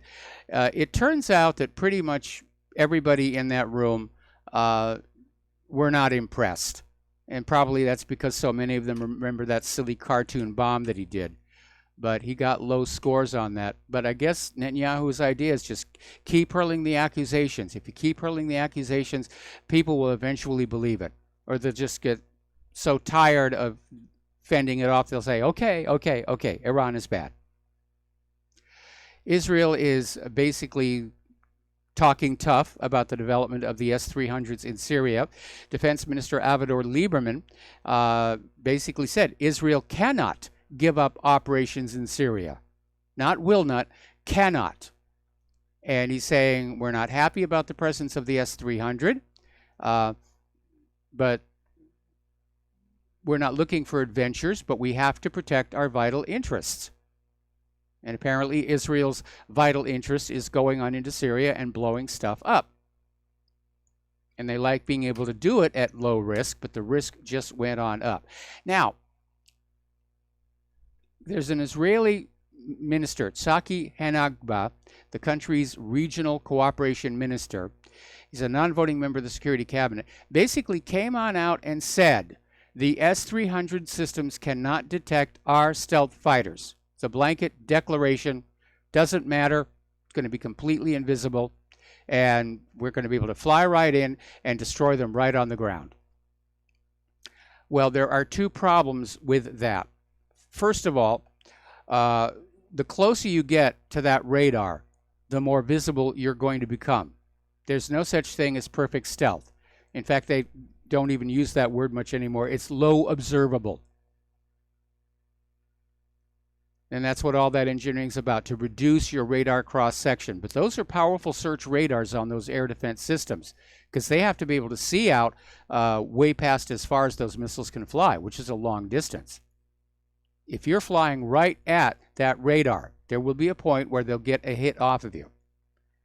The second thing that needs to be remembered, and somebody commented on this story, that all that Israel knows about the S-300 is based on a very early design that was sold to Greece, that Israel was able to go on over and take a look at. And nobody really knows how the S-300 has been improved since then. And we did have that monograph that somebody sent me the other day saying that, yes, Russia has found ways around stealth for small aircraft like fighters. I hope they're not going to put it to the test, because that could really kick off a World War III for real. I mean, we're already in World War III. Let's accept that. Right now, they're just doing it slowly in the hope that you won't notice. Anyway, as I mentioned before on that phone call, it's going to take 3 months to train Syrian specialists to use the Russian S-300 air defense systems. And they're already out there. They're deployed. And that means that for those 3 months, these systems will be operated by Russian experts. And I hope that will be a deterrent, because I don't think either Israel or the United States wants to launch an attack, a deliberate attack that kills Russian forces, because that too would be an escalation. Okay, up in Israel, there's been a lot of going back and forth about this Palestinian Bedouin village, Khan al-Ahmar, and it's located east of the occupied Jerusalem, Al-Quds. And there's been this long fight where Israel tears it down, they build it up, tear it down, build it up, and Israel's now going to demolish it again. There was a court fight about this. The settlers living nearby have been flooding the grounds of this village with raw sewage, which is a very common tactic that you see coming out of those settlements here. But apparently the village has now been surrounded by armored vehicles, effectively a siege, which signals that the bulldozers are going to be there at any time. Now, we have talked before about this group called the Canary Mission. And what the Canary Mission does is it tracks college students who are pro-Palestinian or critical of Israel, and it makes a database. And the purpose of the database is to ruin these students' chances at a high-paying job or higher education in order to scare them into silence or to coerce them into supporting Israel, which, as I mentioned before, the threat of harm to coerce a change in one's politics is defined as an act of terror under the USA Patriot Act. But Haaretz, Rented Lips, revealed Canary Mission is a Hasbara defamation outlet, and it's funded by one of the largest Jewish charities in the U.S. It's a very, very organized thing where they just, they'll wreck your life. Believe what we tell you to believe. Love us, hate them, or we'll destroy your life and your career. Been there, done that, didn't buy the t-shirt. All right, we're going to go to the phones here. Rick in Arizona, aloha. Welcome to the show. What's on your mind? Well, you just said something like that. Israeli minister said that their planes are stealth to the S-300. The F-35. Yeah. Well, he's just saying that to make sure his pilots don't chicken out. That's all. I would imagine that would be a tremendous concern here, but it's a heck of a risk because, they're not going to risk their F-15s and F-16s because those would be easy targets for the S-300. There is still suspicion that one F-35 that got damaged a while back was in fact hit by an S-200. So there's a couple of risk factors here. If Israel flies some F-35s into Syria and one or more get shot down, first of all, their pilots are going to realize, hey, we're not invisible up here. And two, it will be a disaster for the American defense industry because anybody who is not already committed to buy an F-35 or an F-22 or in fact anything that's stealthy from the United States by contract, they're going to cancel the sales. They're going to go looking someplace else. Yeah, Kavanaugh, everybody thinks like this guy is going to be some type of a conservative. Let's just remember, if you think he's going to go in there and that's going to give the Catholics and the right to life people, he's going to be their hope. I don't think so. Take a look at what Gorsuch did. He was the guy that was the deciding vote on giving us the biggest sales tax increase in history, and nobody talks about it nowhere. The internet tax. That's who Trump appointed. And I don't even know, is Kavanaugh really a Catholic? Because I don't see him in the Bush administration being a Catholic. You know, there's so much fake news out there. What is the real story here? Is he really a Catholic? Well, you see, Born and these are the raised Catholic? questions. I would get These are the that questions against it. that should have been asked during the hearings, but instead, all we got from the Democrats was sexual assault. You know, he drinks, he throws ice at people, but we're past that discussion now. And as I keep telling to everybody who calls on in here to talk about Kavanaugh, I'm not happy with him. Okay, but he's the nominee. He's who Trump nominated. And we've got to get him through that confirmation process. And at this point, I expect that almost everybody in the Senate has made up their mind.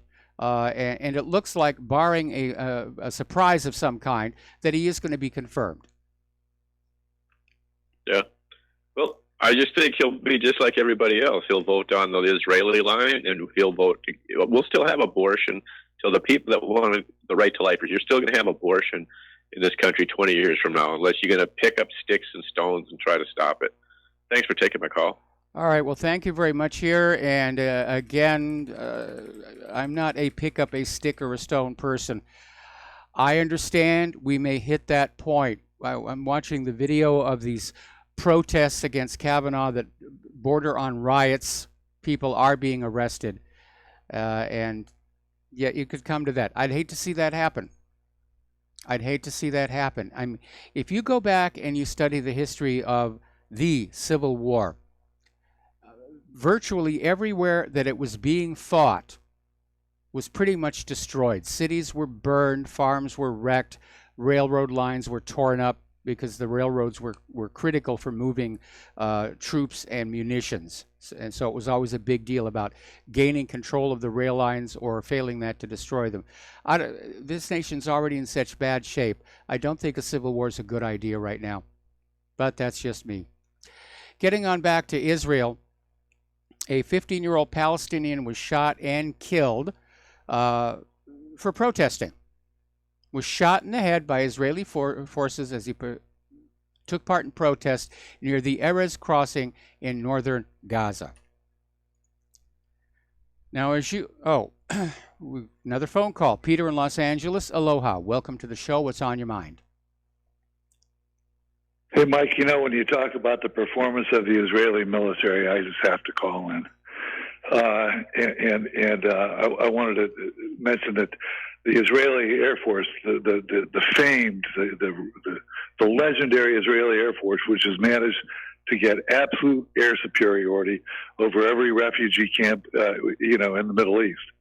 But you know what? They've never gone up against anybody. And the point with the S-300 is that if it indeed is effective against the F-35, and by the way, almost everybody seems to think it really, the F-35 it's a consensus that it's a piece of junk, and yes. I'm sure that it will be completely outclassed by this system. But the Israelis not only will no longer have impunity to fly over Syria, but literally the Israelis can take them as soon as they take off from Tel Aviv. The Syrians can take them if they want. They can take them right off the runway in Tel Aviv. As soon as they take off, they're vulnerable. But everybody else in the area, Jordan, everybody who lives with the fear that they've had for the last 50 years, that Israel can do whatever they want through the air, that we'll back them up, and that there's no way they can be shot down, which Lebanon has lived with that, Jordan's lived with that, frankly, Syria's lived with that, Egypt's lived with that. They'll no longer have that. And by the way, that will think of the ramifications for American foreign policy if it becomes clear that our weapons are not just simply aren't effective enough to back up our bullying. So there's a lot to this, and the other thing is on that Canary thing, Mike. It's not just students. They're doing it. They are doing the students, no doubt about it. That's a big push. But the Israelis are trying to shut out everybody. I mean, guys like you and me. If they can find out, they'll try to get you some way. They'll try to get you through hack attacks or whatever, or try to get whatever. Doesn't matter who you are, there are ramifications for going up against them. And that's how afraid they are, that they have to intimidate people. You're right, Yes. it is terrorism. Yep. Into doing that. You're absolutely right. It's psychological terrorism, and you know, I look at America as it is today, and I have to be very honest. When I was a kid growing up, I never, ever thought I would live to see this country in such terrible shape, such partisan bickering in our government, such political divides, such total insanity, like with all this transgenderism and restrooms and all the rest. Back when I was a kid, the world was very stable, if you will, and predictable. Men went to the men's room, women went to the women's room, the dog went outside. And that was kind of comfortable and safe. But I think one of the drawbacks of how chaotic things are right now is I think the American people are feeling very unsettled and unsure about what's going on as well. Anyway, getting on back to Israel and the S-300, time will tell. Putin has created a stalemate with the U.S. and Israel, but it's not going to last.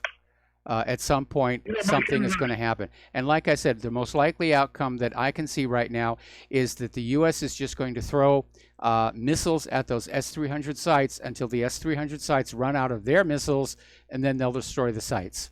I think that's probably what's most likely going to happen. Anyway, Peter, got to let you go. Got to take a break for commercials, and we will be right back after these few words.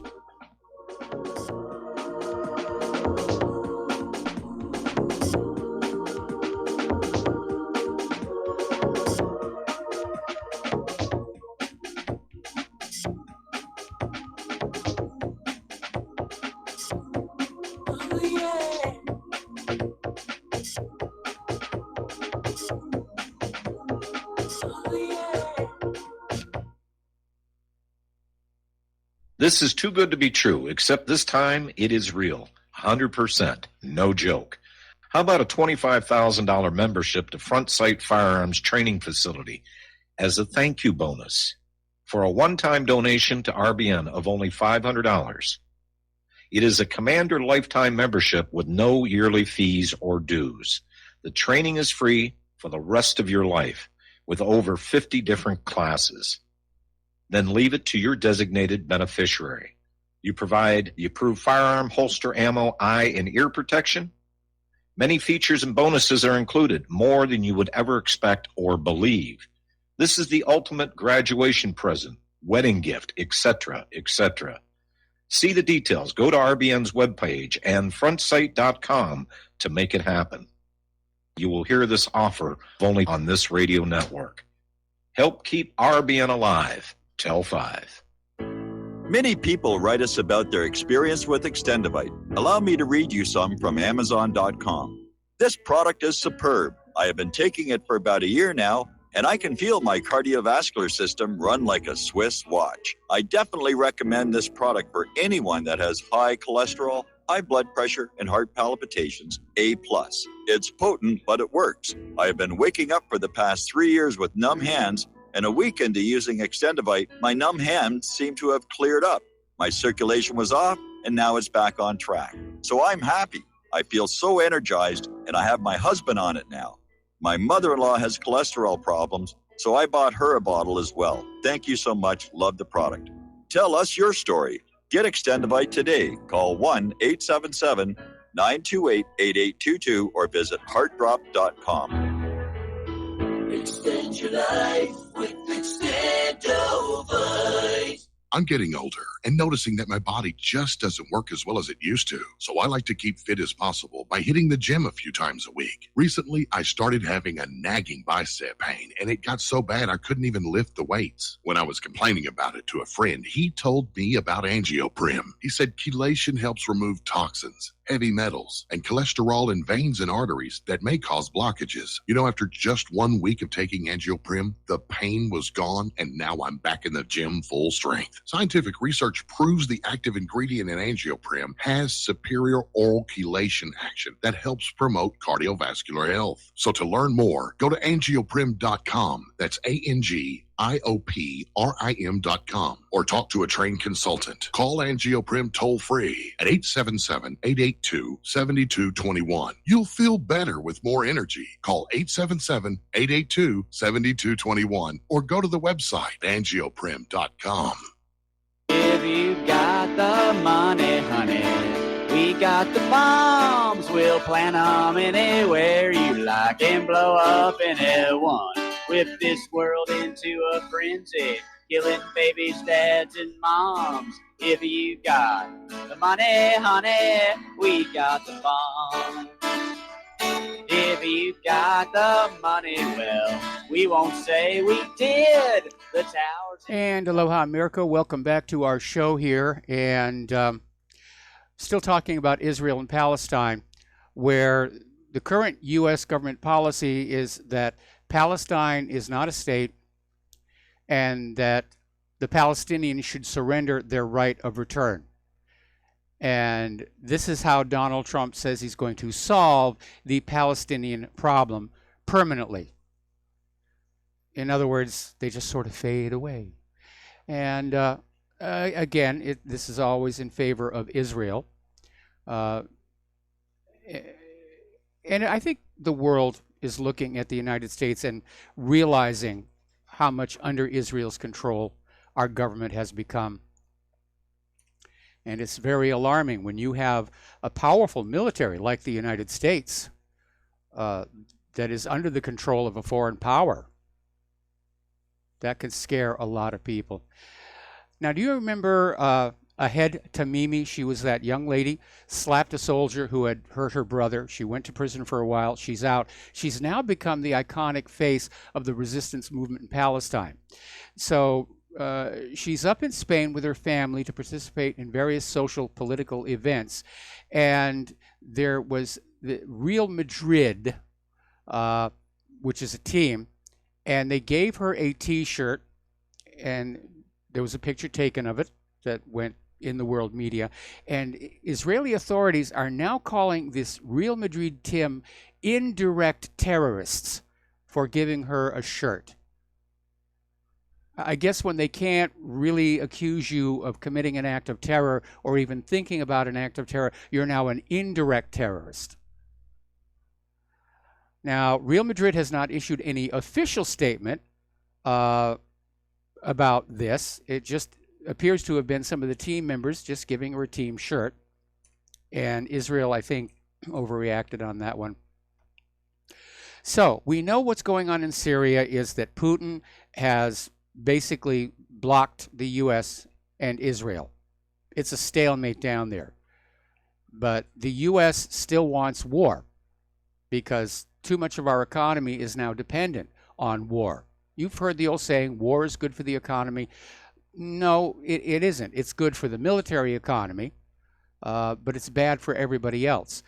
But the United States is now turning towards Ukraine as the focus for its confrontation with Russia, which is why you're seeing more and more Russia bashing in the media. There's all kinds of stories. Oh, Russian hackers this and Russia did that and Skripal this, and it's just unending.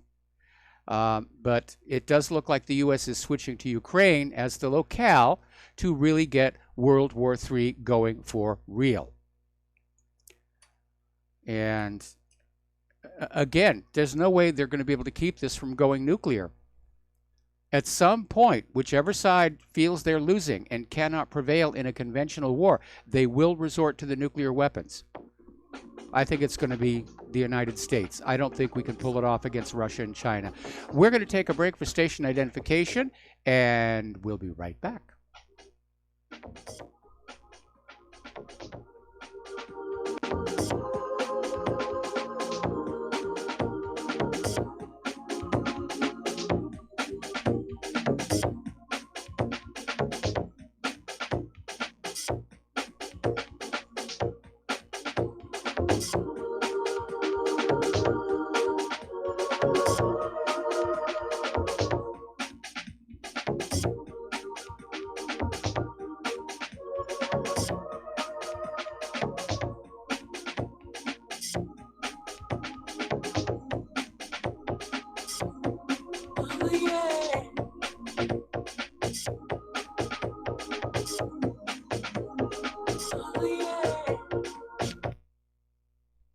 This is too good to be true, except this time it is real. 100%. No joke. How about a $25,000 membership to Front Sight Firearms Training Facility as a thank you bonus for a one-time donation to RBN of only $500? It is a Commander lifetime membership with no yearly fees or dues. The training is free for the rest of your life with over 50 different classes. Then leave it to your designated beneficiary. You provide the approved firearm, holster, ammo, eye, and ear protection. Many features and bonuses are included, more than you would ever expect or believe. This is the ultimate graduation present, wedding gift, etc., etc. See the details. Go to RBN's webpage and frontsight.com to make it happen. You will hear this offer only on this radio network. Help keep RBN alive. Tell 5.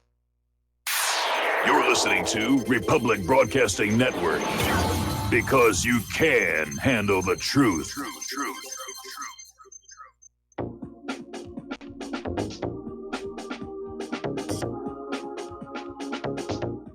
What really happened with your host, Mike Rivero. You're listening to the Republic Broadcasting Network, where you'll find out what the Fukushima's going on.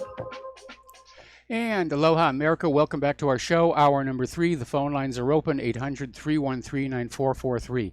Over in the Western Pacific, the U.S. Navy is planning a major show of strength in the South China Sea as a warning to Beijing.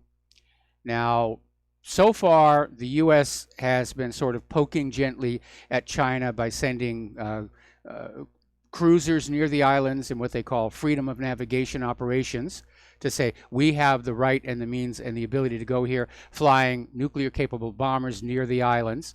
There was at one point a near collision between the USS Decatur and the Chinese vessel. So now the United States Pacific Fleet has drawn up a plan for a major show of force. They're going to take a whole bunch of ships and aircraft, and they're just going to go on over and just sail all around those islands. They're going to stay in international waters, but it's clearly a show of force aimed at China, and they're expecting there'll be a strong reaction from Beijing. Gee, you think? I mean, look at it this way. For you people living in California or anywhere in the West Coast, how would you react if Russia or China sent a massive naval and air flotilla to sail around the Channel Islands off the coast of Los Angeles? And they stay in international waters, okay? But they're just going back and forth and back and forth. How would you react? It's clearly a provocation.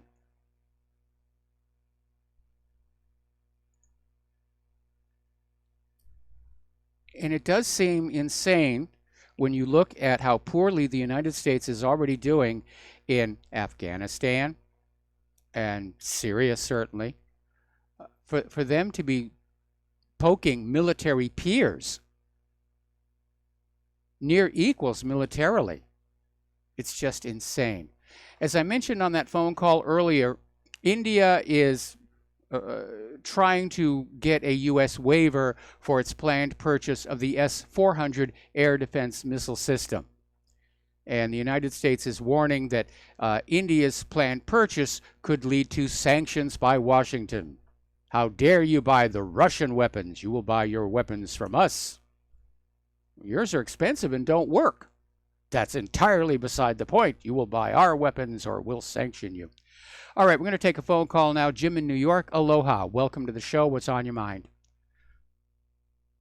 Oh, hi, Mike. You know, it seems like the two people I feared the most in the 2016 election was, well, of course, Hillary. Yes. And then Jeb Bush. But, you know, you'll be known by your actions.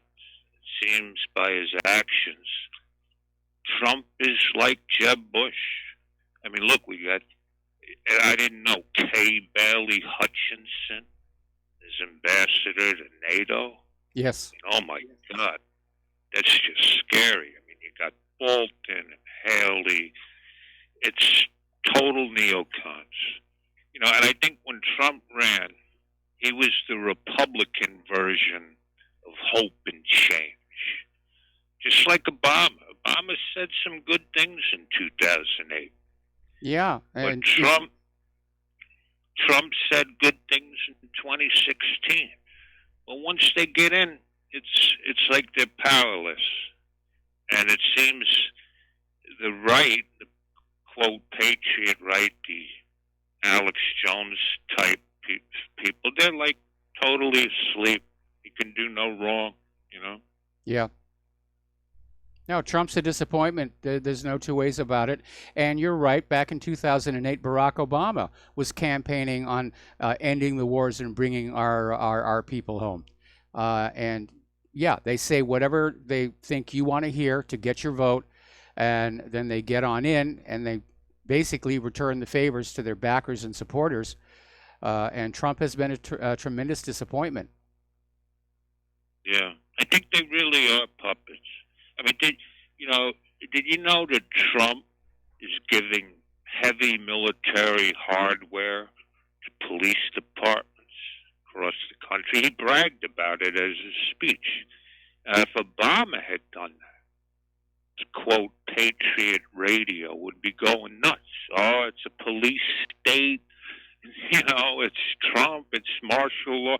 But since it's Trump, quote right. And it's fine, you know. Well, actually, that program to put military-style equipment in the hands of the civilian police has actually been going on for quite a while. I don't even remember where it began. And there was a big fuss when it first started, where the American people just said, this is completely inappropriate weapons to hand to the civilian police. What are you expecting? And after a while, it slowed down, and some of these departments even returned the equipment because it turned out they never really used it. But it is very alarming to see the American police, who are already out of control, to basically be made into a domestic army. Yeah, I know, and it seemed the alt-right types, they're so confident, that, you know, the police state, Trump, wouldn't go after them. Let me tell you, it might not be in Trump's hands. If I was a 9/11 truther or a BDS supporter, I'd be a little concerned, because those guns that Trump and the huge military increase and the police state increase, that can turn right around on you. Well, I think the reason for giving these kind of weapons and supplies to the civilian police is our government is concerned that there could be a mass uprising, that the American people are reaching their breaking point. And I'm hearing more and more every day and reading more and more every day that people are just angry. They're tired of waiting. I get a lot of emails saying, we know you say be patient and it's going to come apart by itself, but we cannot wait any longer.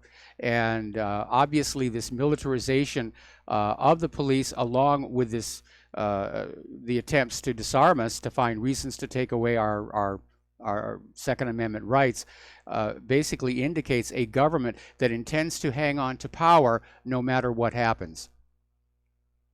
Yeah, well, it's very worrisome, because when you increase the huge military increase and the police state increase, that can change. And remember, there could be a new president in 2004 who will have her hands on all those goodies and military hardware, and something to be concerned about. But this, I just hear these Trump supporters, blind support for Trump, and that's dangerous. That's all I wanted to say. Yeah, thanks very much, Mike. Thank you very much for the phone call. We're going to let you go. Blind support for anybody is dangerous. You're no longer functioning as a citizen. You've become a cult member. And some politicians, they encourage that. Hillary Clinton certainly did. Her support base, they worshipped her. And it didn't matter what she had done or what she was doing.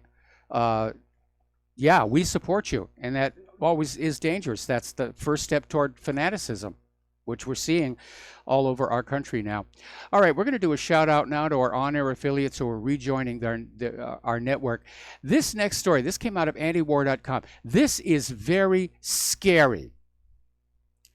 And apparently the Pentagon is using what they're calling the concept of collective self-defense to expand their authority to launch attacks without congressional approval. Now, the idea is, of course, military forces have a right to self-defense if they're attacked. And what the Pentagon is trying to do is say, well, we have the right to attack when anyone the Pentagon identifies as a partner comes under attack. And the Pentagon has affirmed in correspondence with Senator Kaine, this is how they view things. That the Pentagon claims their own authority to launch a military operation if any of their partners are attacked. This is complete dismantling of the safety mechanism for war that was written into the Constitution. Under the Constitution, only Congress can declare a war. The President has limited authority to deploy U.S. military forces for a short interval of time to deal with a crisis. But then we got into this very fuzzy area where Congress basically abrogated its authority over the war power. And they gave Bush that pre-approval, the authorization for the use of force in Iraq, which Bush activated with claims about Saddam's nuclear weapons. And now we're not even going to have that. Now even the president won't be involved in the process. The Pentagon's just going to say, we're going to go and we're going to do this. To me, that sounds like we've entered a period of a military dictatorship, where the nation, especially the war powers, are being led by unelected officials, in this case, officers here.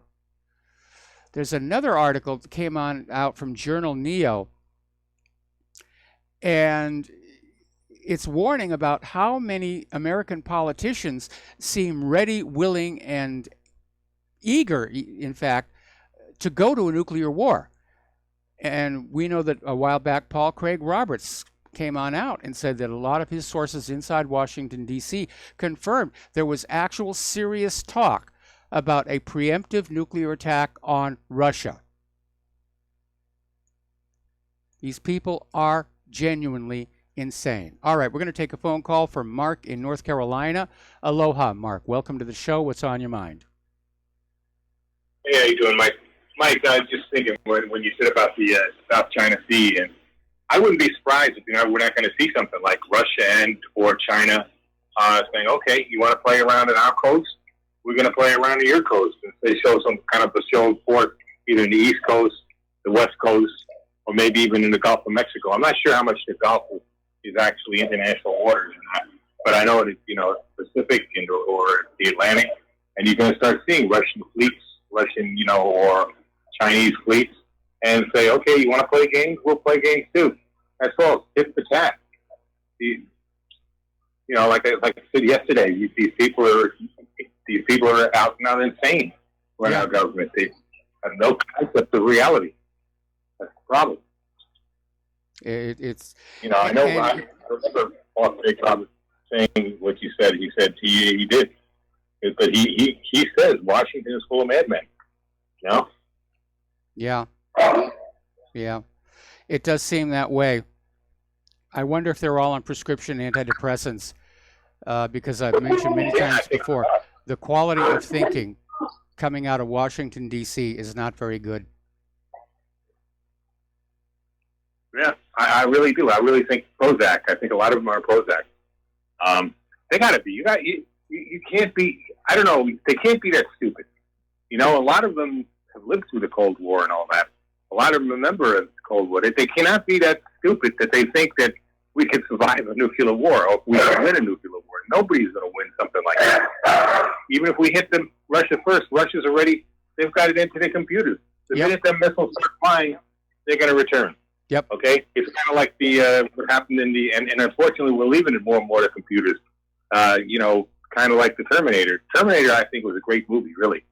because it really did show what could happen and where we're going with artificial intelligence. Well, all right, I'll let you in. The dog is going crazy on me. Okay. Okay, well, thank you for the phone call, and give your dog a pet for me. As I've mentioned before, my big concern is that so many of our weapon systems, including the nuclear missiles, are now computerized, and they process at blazing speed. Something could happen before a human could even intervene. Now, when we had the Cuban Missile Crisis, humans were still in control of the process.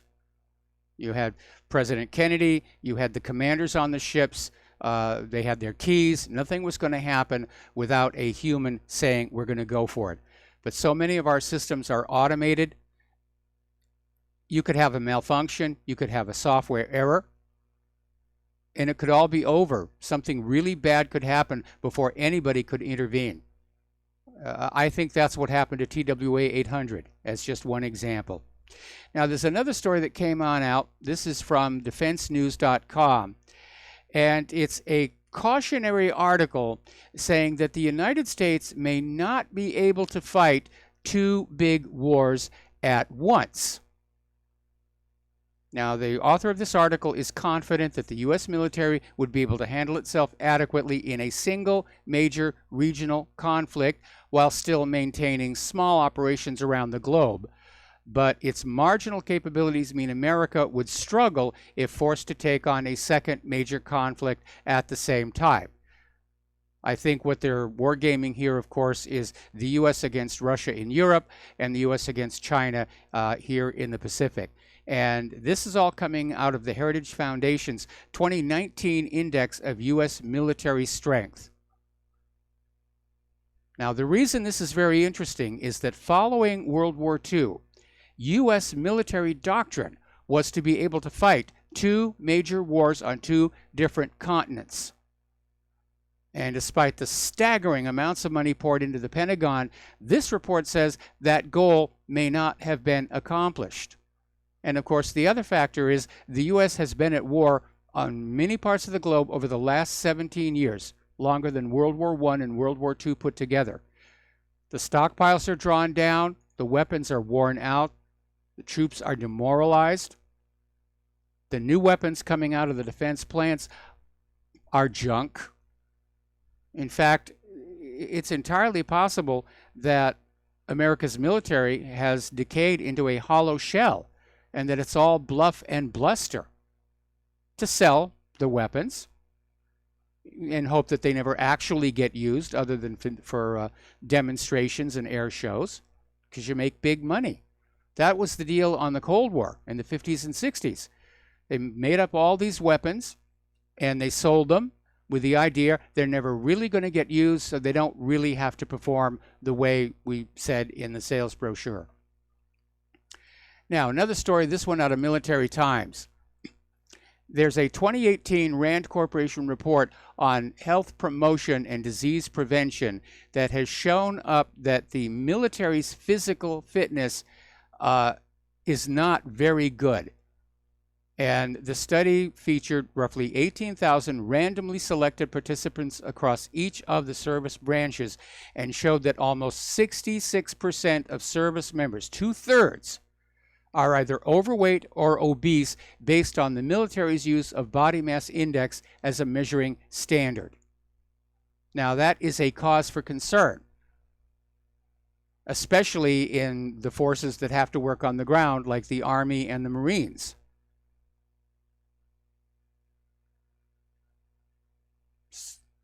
So we're going to go to war against Russia and China with an army that just isn't going to be physically fit enough to go into combat, which may be why we're seeing all those stories yesterday about the revival of the draft. By the way, I was watching the lower third on Fox there, and they're back to bashing China. China has infiltrated Apple and Google and Amazon. Well, that's the downside of the H-1B visas. China may have added a microchip to server motherboards to hack into them. Somebody added the little tiny chip. They're guessing it's China. Pence is out there saying China will not intimidate us. They cannot really seriously be thinking about taking on Russia and China together. We're not going to win that one. Nobody's going to win it. It's going to wind up going nuclear. So, okay, looking at what are they into? Oh yeah, they're talking about that staffer who doxed those members, those GOP senators. All right, we got to take another break for commercials. We'll be back after these few words.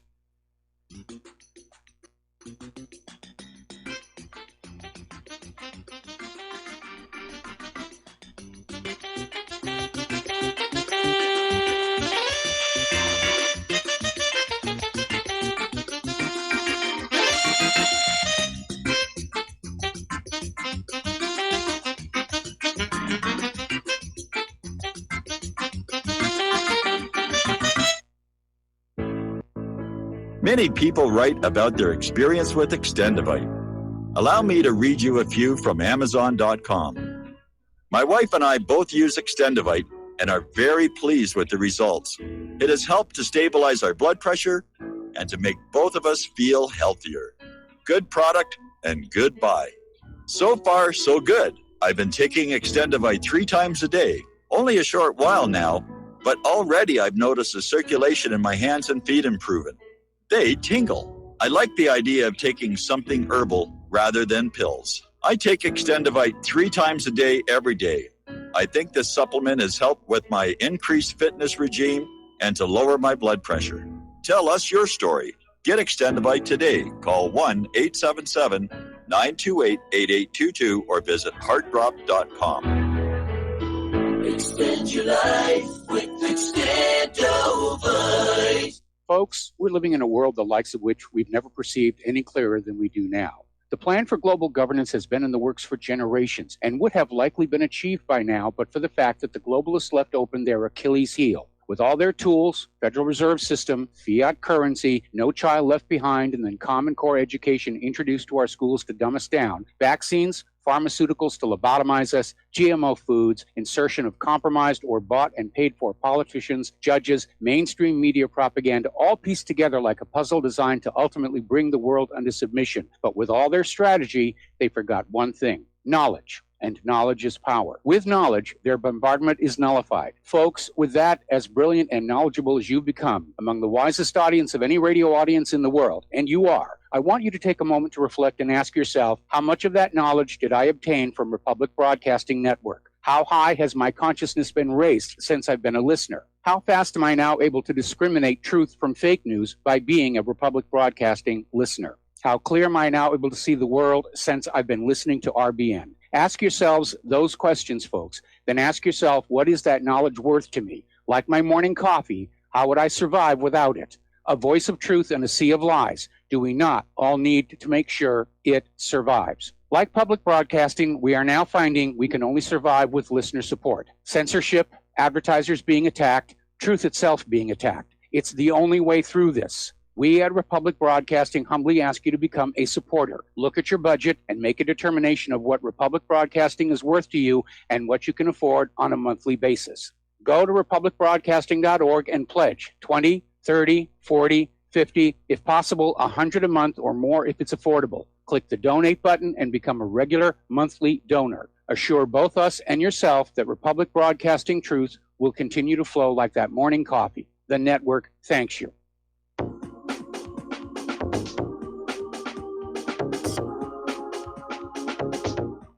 What really happened with your host, Mike Rivero. You're listening to the Republic Broadcasting Network. Here is your host, Michael Rivero. And aloha, America. Welcome back to the show. And a couple of our listeners sent me this old Newsweek article. And it seems that this giving of military equipment to the civilian police goes all the way back to the 1990s, the early 1990s. and was basically written into the National Defense Authorization Act, where if there was any surplus equipment that the major military forces didn't need immediately, it would be made available to the civilian police departments on their request. So that's where it all began. It didn't start under Donald Trump. All right, let's talk about the economic news here. China has now halted all oil imports from the United States because of the trade war. And Chinese refiners are just staying away. I mean, oil was not included on the list of tariffs, but this is China's way of expressing their displeasure. China currently buys most of its crude oil from Russia and probably is going to start buying a lot more. Article that came on out of Zero Hedge. There's a warning basically coming on out from Jack Ma saying that the U.S. and China are diving into a new Cold War. And you need to remember that when trade stops, sometimes war starts. And we're seeing Trump squeezing China economically through this escalating trade war. At the same time, they're provoking China in the South China Sea with those freedom of navigation exercises, as well as selling arms to Taiwan. It's almost starting to remind me of that that plan that Roosevelt followed to goad Japan into attacking the U.S. So the U.S. could say, oh my goodness, we're the victims, we're going to go get them. And it was this 8-step plan crafted by ONI Lieutenant Commander Arthur H. McCollum. And Roosevelt followed it for the entire year before December 7th, 1941.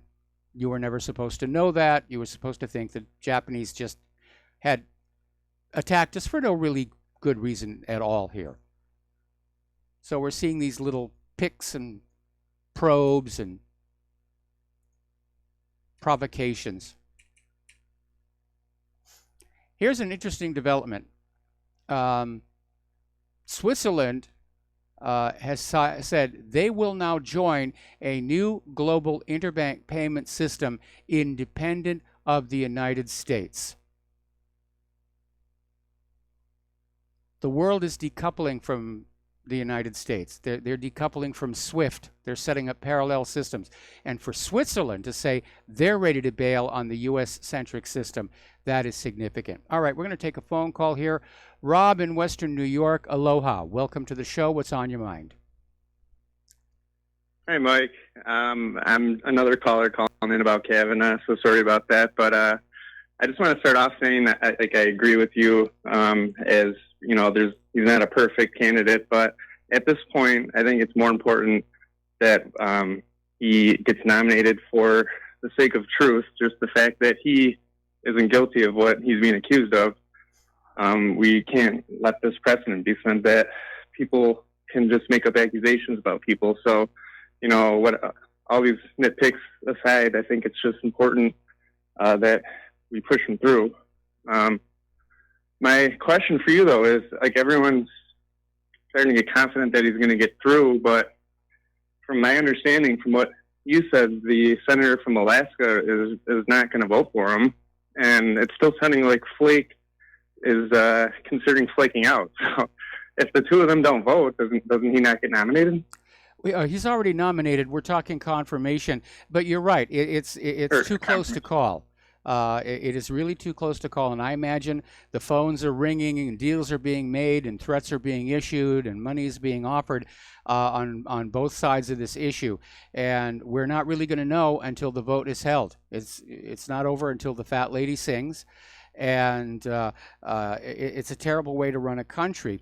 But I would like to see Kavanaugh confirmed along the same reason that you just said. We cannot allow this kind of dirty politicking to dominate the political process in the United States of America. And it's not like this hasn't happened before, where candidates will smear each other and hurl the mud back and forth. But we the American people should not, first of all, shouldn't fall for it. We shouldn't listen to it. We should see past it and understand the motives of those who are doing it.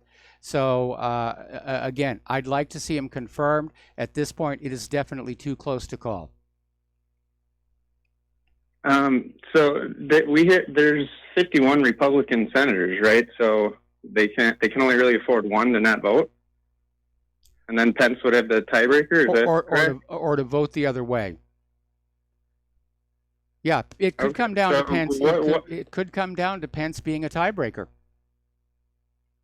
Because Zero had just running an article that Flake, agrees with the FBI investigation, but he still might not vote for him. He just said that earlier today already. So, I mean, and he's not running for re-election, so he doesn't really seem to he may throw. care what his constituents think.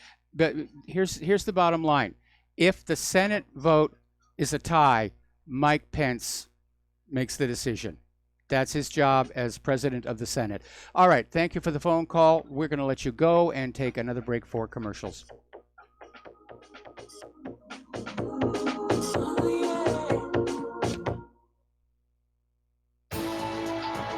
You are tuned in to the Republic Broadcasting Network.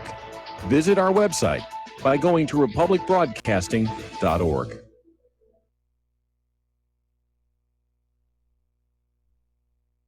Hi, folks. CBD is the home run hitter for health right now. Why, you ask? Because of what it does for the body. Unfortunately, I can't tell you all about the benefit. There's reasons. Do your due diligence and log on to ancientlifeoil.com. That's ancientlifeoil.com. Ancient Life Oil uses organic ingredients and is blended in coconut oil for some of the best benefits. Legal in 50 states and non-psychoactive. Log on to ancientlifeoil.com. That's ancientlifeoil.com. Do you worry a lot? Whether you're a college student, busy professional, parent, or grandparent, ongoing stress and elevated levels of the stress hormone cortisol can rob your memory, your health, and your future. Now you can combat the effects of stress and anxiety while improving your memory and recall at the same time with the dietary supplement Calm and Clever. Studies show that the ingredients in Calm and Clever reduce cortisol by as much as 30% in 1 to 2 weeks. Call 1-800-758-8746 or calmandclever.com.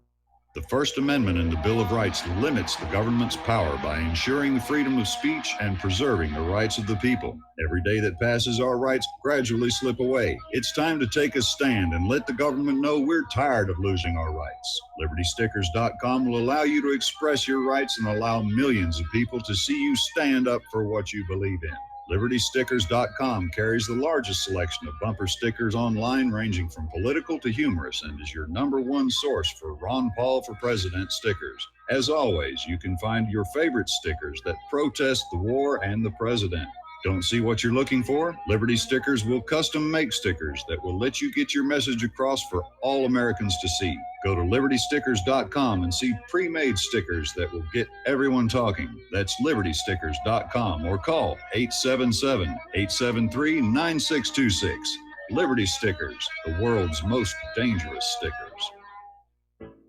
Extendivite, made from garlic, cayenne, bilberry, hawthorn, ginkgo biloba, valerian, and milk thistle, feeds our body with the nutrients we need to keep healthy.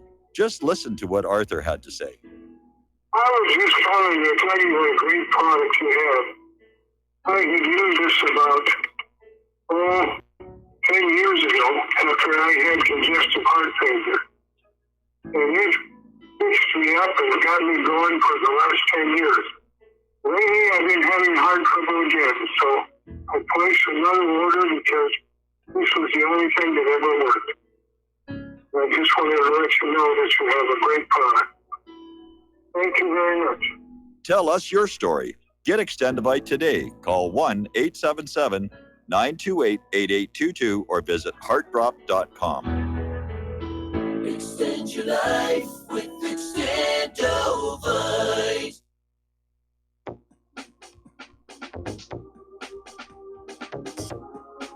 What really happened with your host, Mike Rivero.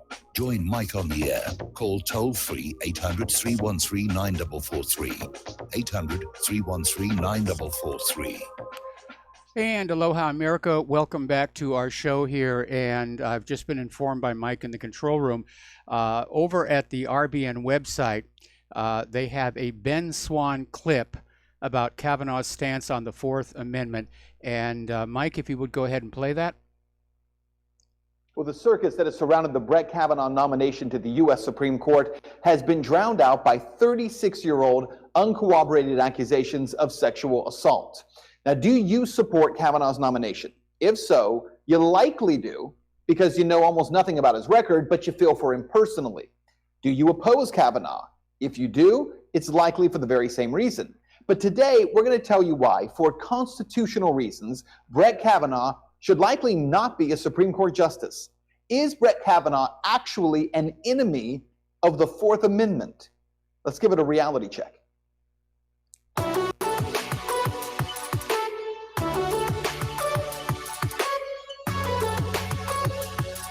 Reality check with Ben Swan, powered by Smart Cash. Well, all of the noise around the Brett Kavanaugh nomination to the Supreme Court has really accomplished only one thing. It has prevented any real concerns over Kavanaugh's history and view of the Constitution. Today, 3 reasons why Kavanaugh should likely not be on the U.S. Supreme Court. Number 1, the Patriot Act. You may or may not know that during the time of the September 11th terror attacks, Brett Kavanaugh was an associate White House counsel for then-President George W. Bush. Now, he was instrumental in helping to draft and create one of the most unconstitutional laws ever passed in this country. We're talking about the Patriot Act. According to the Electronic Privacy Information Center, the Supreme Court Justice nominee in emails at that time referred to the Patriot Act as, quote, measured, careful, responsible, and a constitutional approach. He has been definitively credited with the line, quote, the new law will update laws authorizing government surveillance, which demonstrates one very important thing, that the Fourth and Fifth Amendment protections of due process and protections against warrantless searches and government surveillance is something that Kavanaugh believes could be updated in the Constitution. As the Foundation for Economic Freedom points out, quote, anyone who knows anything about the Patriot Act knows that constitutional and careful are by no means accurate descriptions. The Patriot Act obliterated the Fourth and Fifth Amendment rights to privacy and due process by giving the federal government sweeping new powers to conduct surveillance on the American people, end quote. Number 2, his role in the U.S. torture memos and enemy combatants issue. Now, while in the Bush White House, Kavanaugh was involved in 2 very important discussions, the first of which surrounded the use of torture by the administration. In 2004, a series of memos which were originally composed while Kavanaugh served the Bush administration, well, those were released. And in short, these memos told a story of members of the Bush administration attempting to broadly expand the legal definition of torture to justify waterboarding and sleep deprivation as being permissible. Those memos also detailed the Bush administration's attempt to seek the authority to label anyone of their choosing, anyone, as an enemy combatant, thus subjecting them to the possibility of indefinite detention in facilities like Guantanamo Bay. While undergoing his nomination to the Court of Appeals for the District of Columbia Circuit in 2006, Kavanaugh testified that he knew nothing about these memos or the attempt to frame a legal argument for indefinite detention, saying this, quote, I think with respect to the legal justifications or the policies relating to the treatment of detainees, I was not aware of any issues on that or the legal memos that subsequently came out. This was not part of my docket, either in the counsel's office or as staff secretary, end quote. But in 2007, the Washington Post reported that in 2002, there was in fact a contentious meeting in the White House over whether the Supreme Court would allow the enemy combatant to be used for any American the government deemed an enemy. And that now Judge Kavanaugh was not only present at this meeting, but was specifically summoned to weigh in on the matter since he himself was a former clerk for the swing vote judge, Justice Anthony Kennedy. At the meeting, he reportedly voiced his concerns that Justice Kennedy and other swing voters on the Supreme Court would never side with the administration's controversial decision to label any person, any American citizen, an enemy combatant. Number 3, Kavanaugh apparently doesn't believe in privacy. Now, no doubt you remember when Edward Snowden, the former NSA contractor, revealed this massive spying program that had been underway by the federal government for years, spying on and gathering information on virtually every American citizen. Well, during that time, Judge Kavanaugh, he was and he still is on the U.S. Court of Appeals for the D.C. Circuit. It's the second most powerful court in the nation. But it was in this position that Kavanaugh sided with government mass surveillance stating that, quote, the government's metadata collection program is entirely consistent with the Fourth Amendment. He also later stated that, quote, critical national security need outweighs the impact on privacy occasioned by this program, end quote. See, Judge Kavanaugh, simply put, believes that you do not have an inherent right to privacy, something that a true constitutionalist would believe in, because privacy and the right to be free from constant surveillance is the very foundation of our Constitution. Judge Andrew Napolitano gave a lecture recently explaining how Kavanaugh holds the Fourth Amendment in such low regard. Take a look. It's essential American right in the Fourth, the right to be left alone, which of course today we call privacy. The Fourth is the most unique one because it says the people, doesn't say the citizens, it says the people shall not be interfered with in their persons, houses, papers, and effects. Persons, houses, papers, and effects, except by a warrant signed by a judge based on probable cause. Probable cause means probable cause of crime. It doesn't mean probable cause that you're talking to a book agent in Florence, a real case in which the NSA was listening to a conversation in Italian. They thought they were hearing a terrorist. They were just hearing a guy in New York trying to buy a book from the book agent in Florence. When the case came to court, the judge said, well, there's no prosecution here. They didn't come after you for anything you said. Therefore, there's no violation of the Fourth Amendment. Who wrote that opinion? See if you've heard of this guy.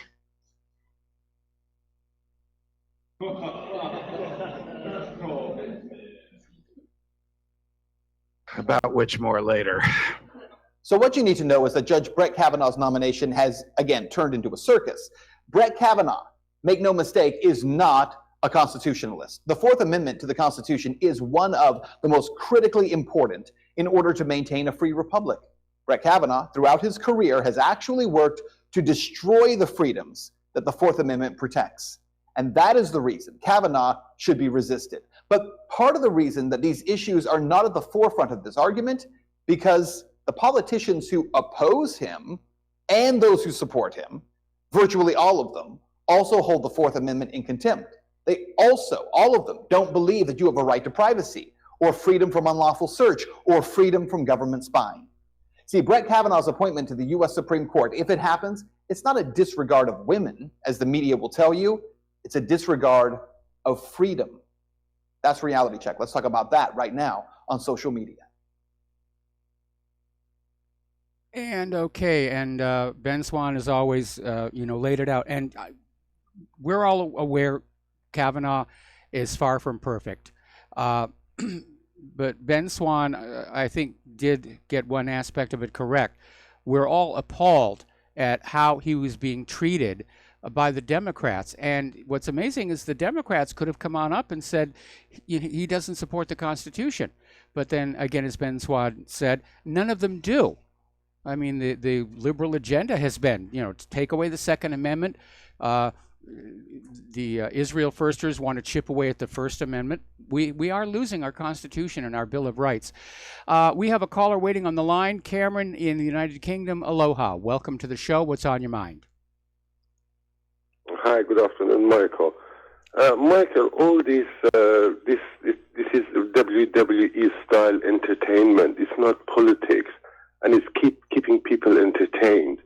It's keeping people hurraying for some baddie one day becomes goodie, and then another goodie one day becomes baddie. Where are we falling for this? And where are we falling? I mean, okay, Kavanaugh was introduced by Trump, nominated by Trump. It doesn't make him sacred.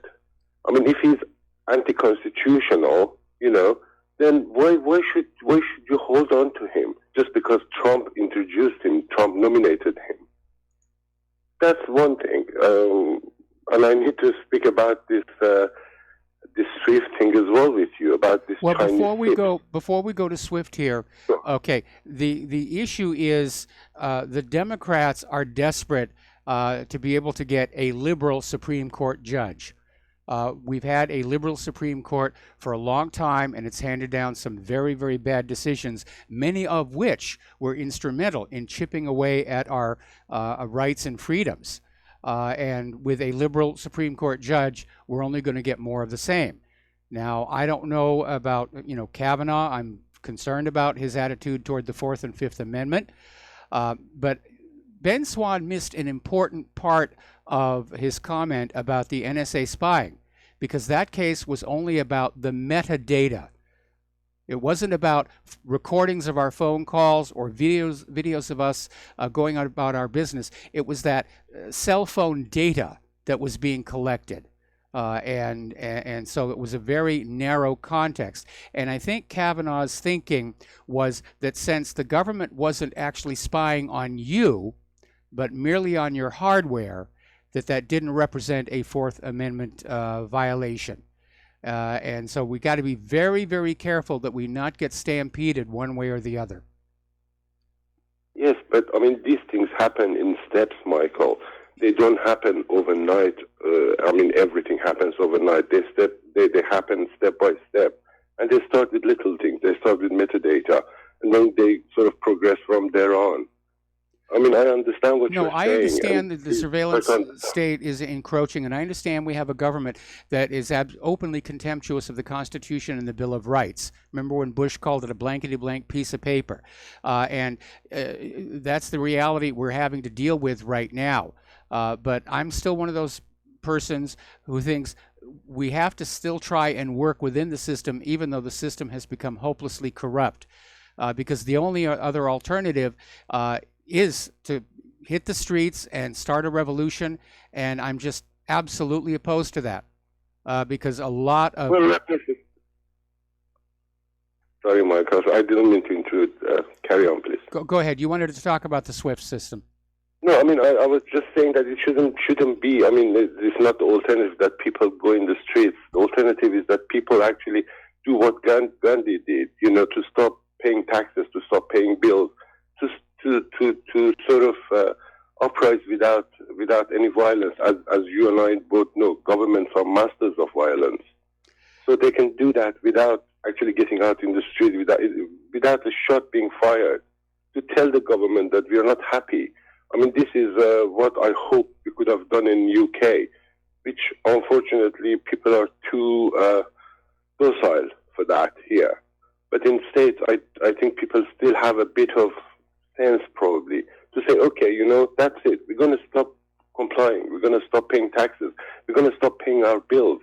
Let the economy collapse, and that would be the first step, Michael. Well, if we had, I don't know. Okay, Gandhi had a couple of advantages. First of all, the British protectorate in India did not have a massive corporate media machine that was literally force-feeding the Indian people to say Gandhi is bad, Gandhi is evil, Gandhi inappropriately touched a girl back in high school. The only media there were the newspapers, and only people who wanted to know what was going on would read the newspapers, and most of them were pretty savvy about what was going on. Gandhi reached out to the people of India through their religion. And he did travel around, and he did speak, and he built his reputation over time. And the British just were not prepared to deal with that populist movement. Unfortunately, governments do evolve, and government methods evolve.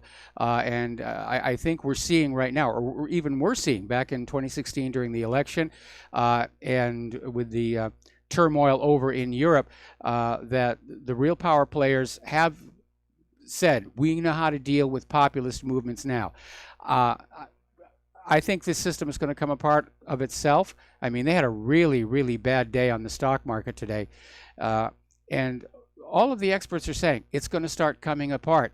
And I just hope the United States isn't just going to try and start a war just because they can't think of anything else to do, but it does look like that's what's going to happen. I hope not. I hope you're right. Michael, the other point is about this SIPS, the Chinese alternative to SWIFT. You see, again, that's one of those things that it runs on the SWIFT backbone. It doesn't have its own backbone. So it is in a way controlled still by the SWIFT. It's like BRICS Bank.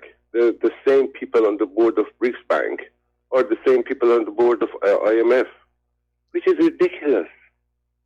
I mean, this is the things that, sort of makes me sit and wonder that maybe we are all being just played, from all sides. Well, that's my comment for you. Okay, well, I was unaware that one of these alternative systems being set up relied on the SWIFT backbone. I mean, that makes no sense at all whatsoever, and I'd like to double check. I'll send you the link if you want. I'd like to double check that. I'll send you the link if you wish, yes. Yeah, email me a link on that one. Email me a link on that one. But I can't imagine Russia and China and these other nations setting up their own interbank system. And now Switzerland says they're getting on board with that too. One that doesn't go through the U.S. They're not going to use the U.S. system. The internet is global. It's not going to take that much work and investment to get alternative payment processing systems set up on the global level. Anyway, listen, Cameron, need to let you go. Of course. Thank you very much, Michael. All right, and we're going to take a phone call from Catherine in Texas. Aloha, Catherine. Welcome to the show. What's on your mind? Hi, Mike. Aloha. Sending love to you and Claire. Thank you. I just wanted to say that I agree with the Canadian caller from earlier about how Kavanaugh, it's just a big show and farce. And also Cameron in the UK just now saying how this is just a big show and it doesn't get down to the real issue of, his Fourth Amendment and Patriot Act and all of that. And it feels like a distraction that they put the, sex scandal issues. So maybe they didn't have to deal with the real issues. That comes right out of the Clinton camp. It was called the politics of personal destruction.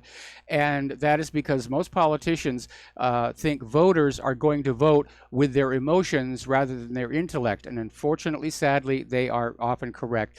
Anyway, Catherine, got to let you go. Got to take a break for commercials. Back with the last segment of our program after these few words.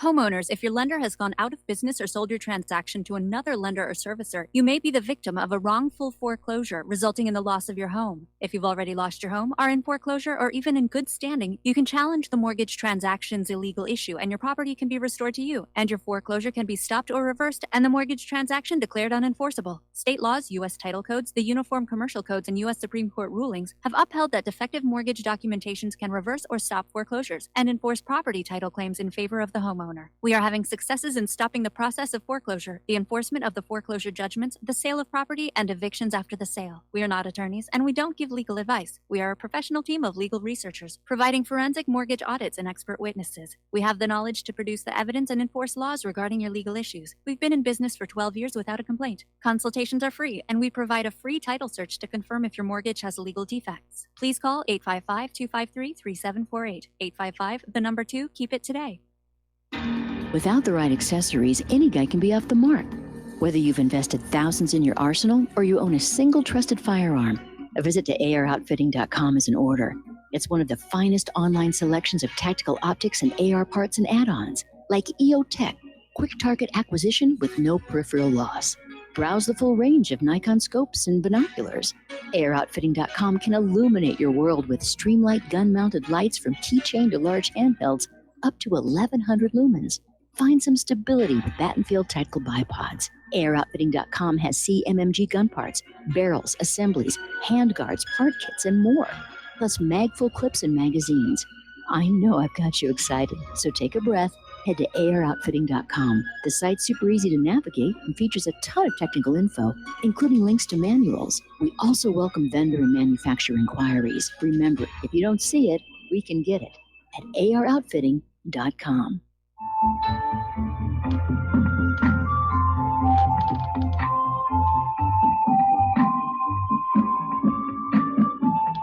Do you know there is an ongoing war right here in America? Are you aware that U.S. citizens have been classified as enemies of the state since 1933? Have you recognized that our entire government is really a vast network of interlocking corporations engaged in commerce? Look up Title 28, Section 3002. Tune in to In Defense of Humanity on Saturday nights at 7 p.m. Central Time. Find out what's really going on and learn how to protect yourself and your family as flesh and blood men and women living in a corporate reality.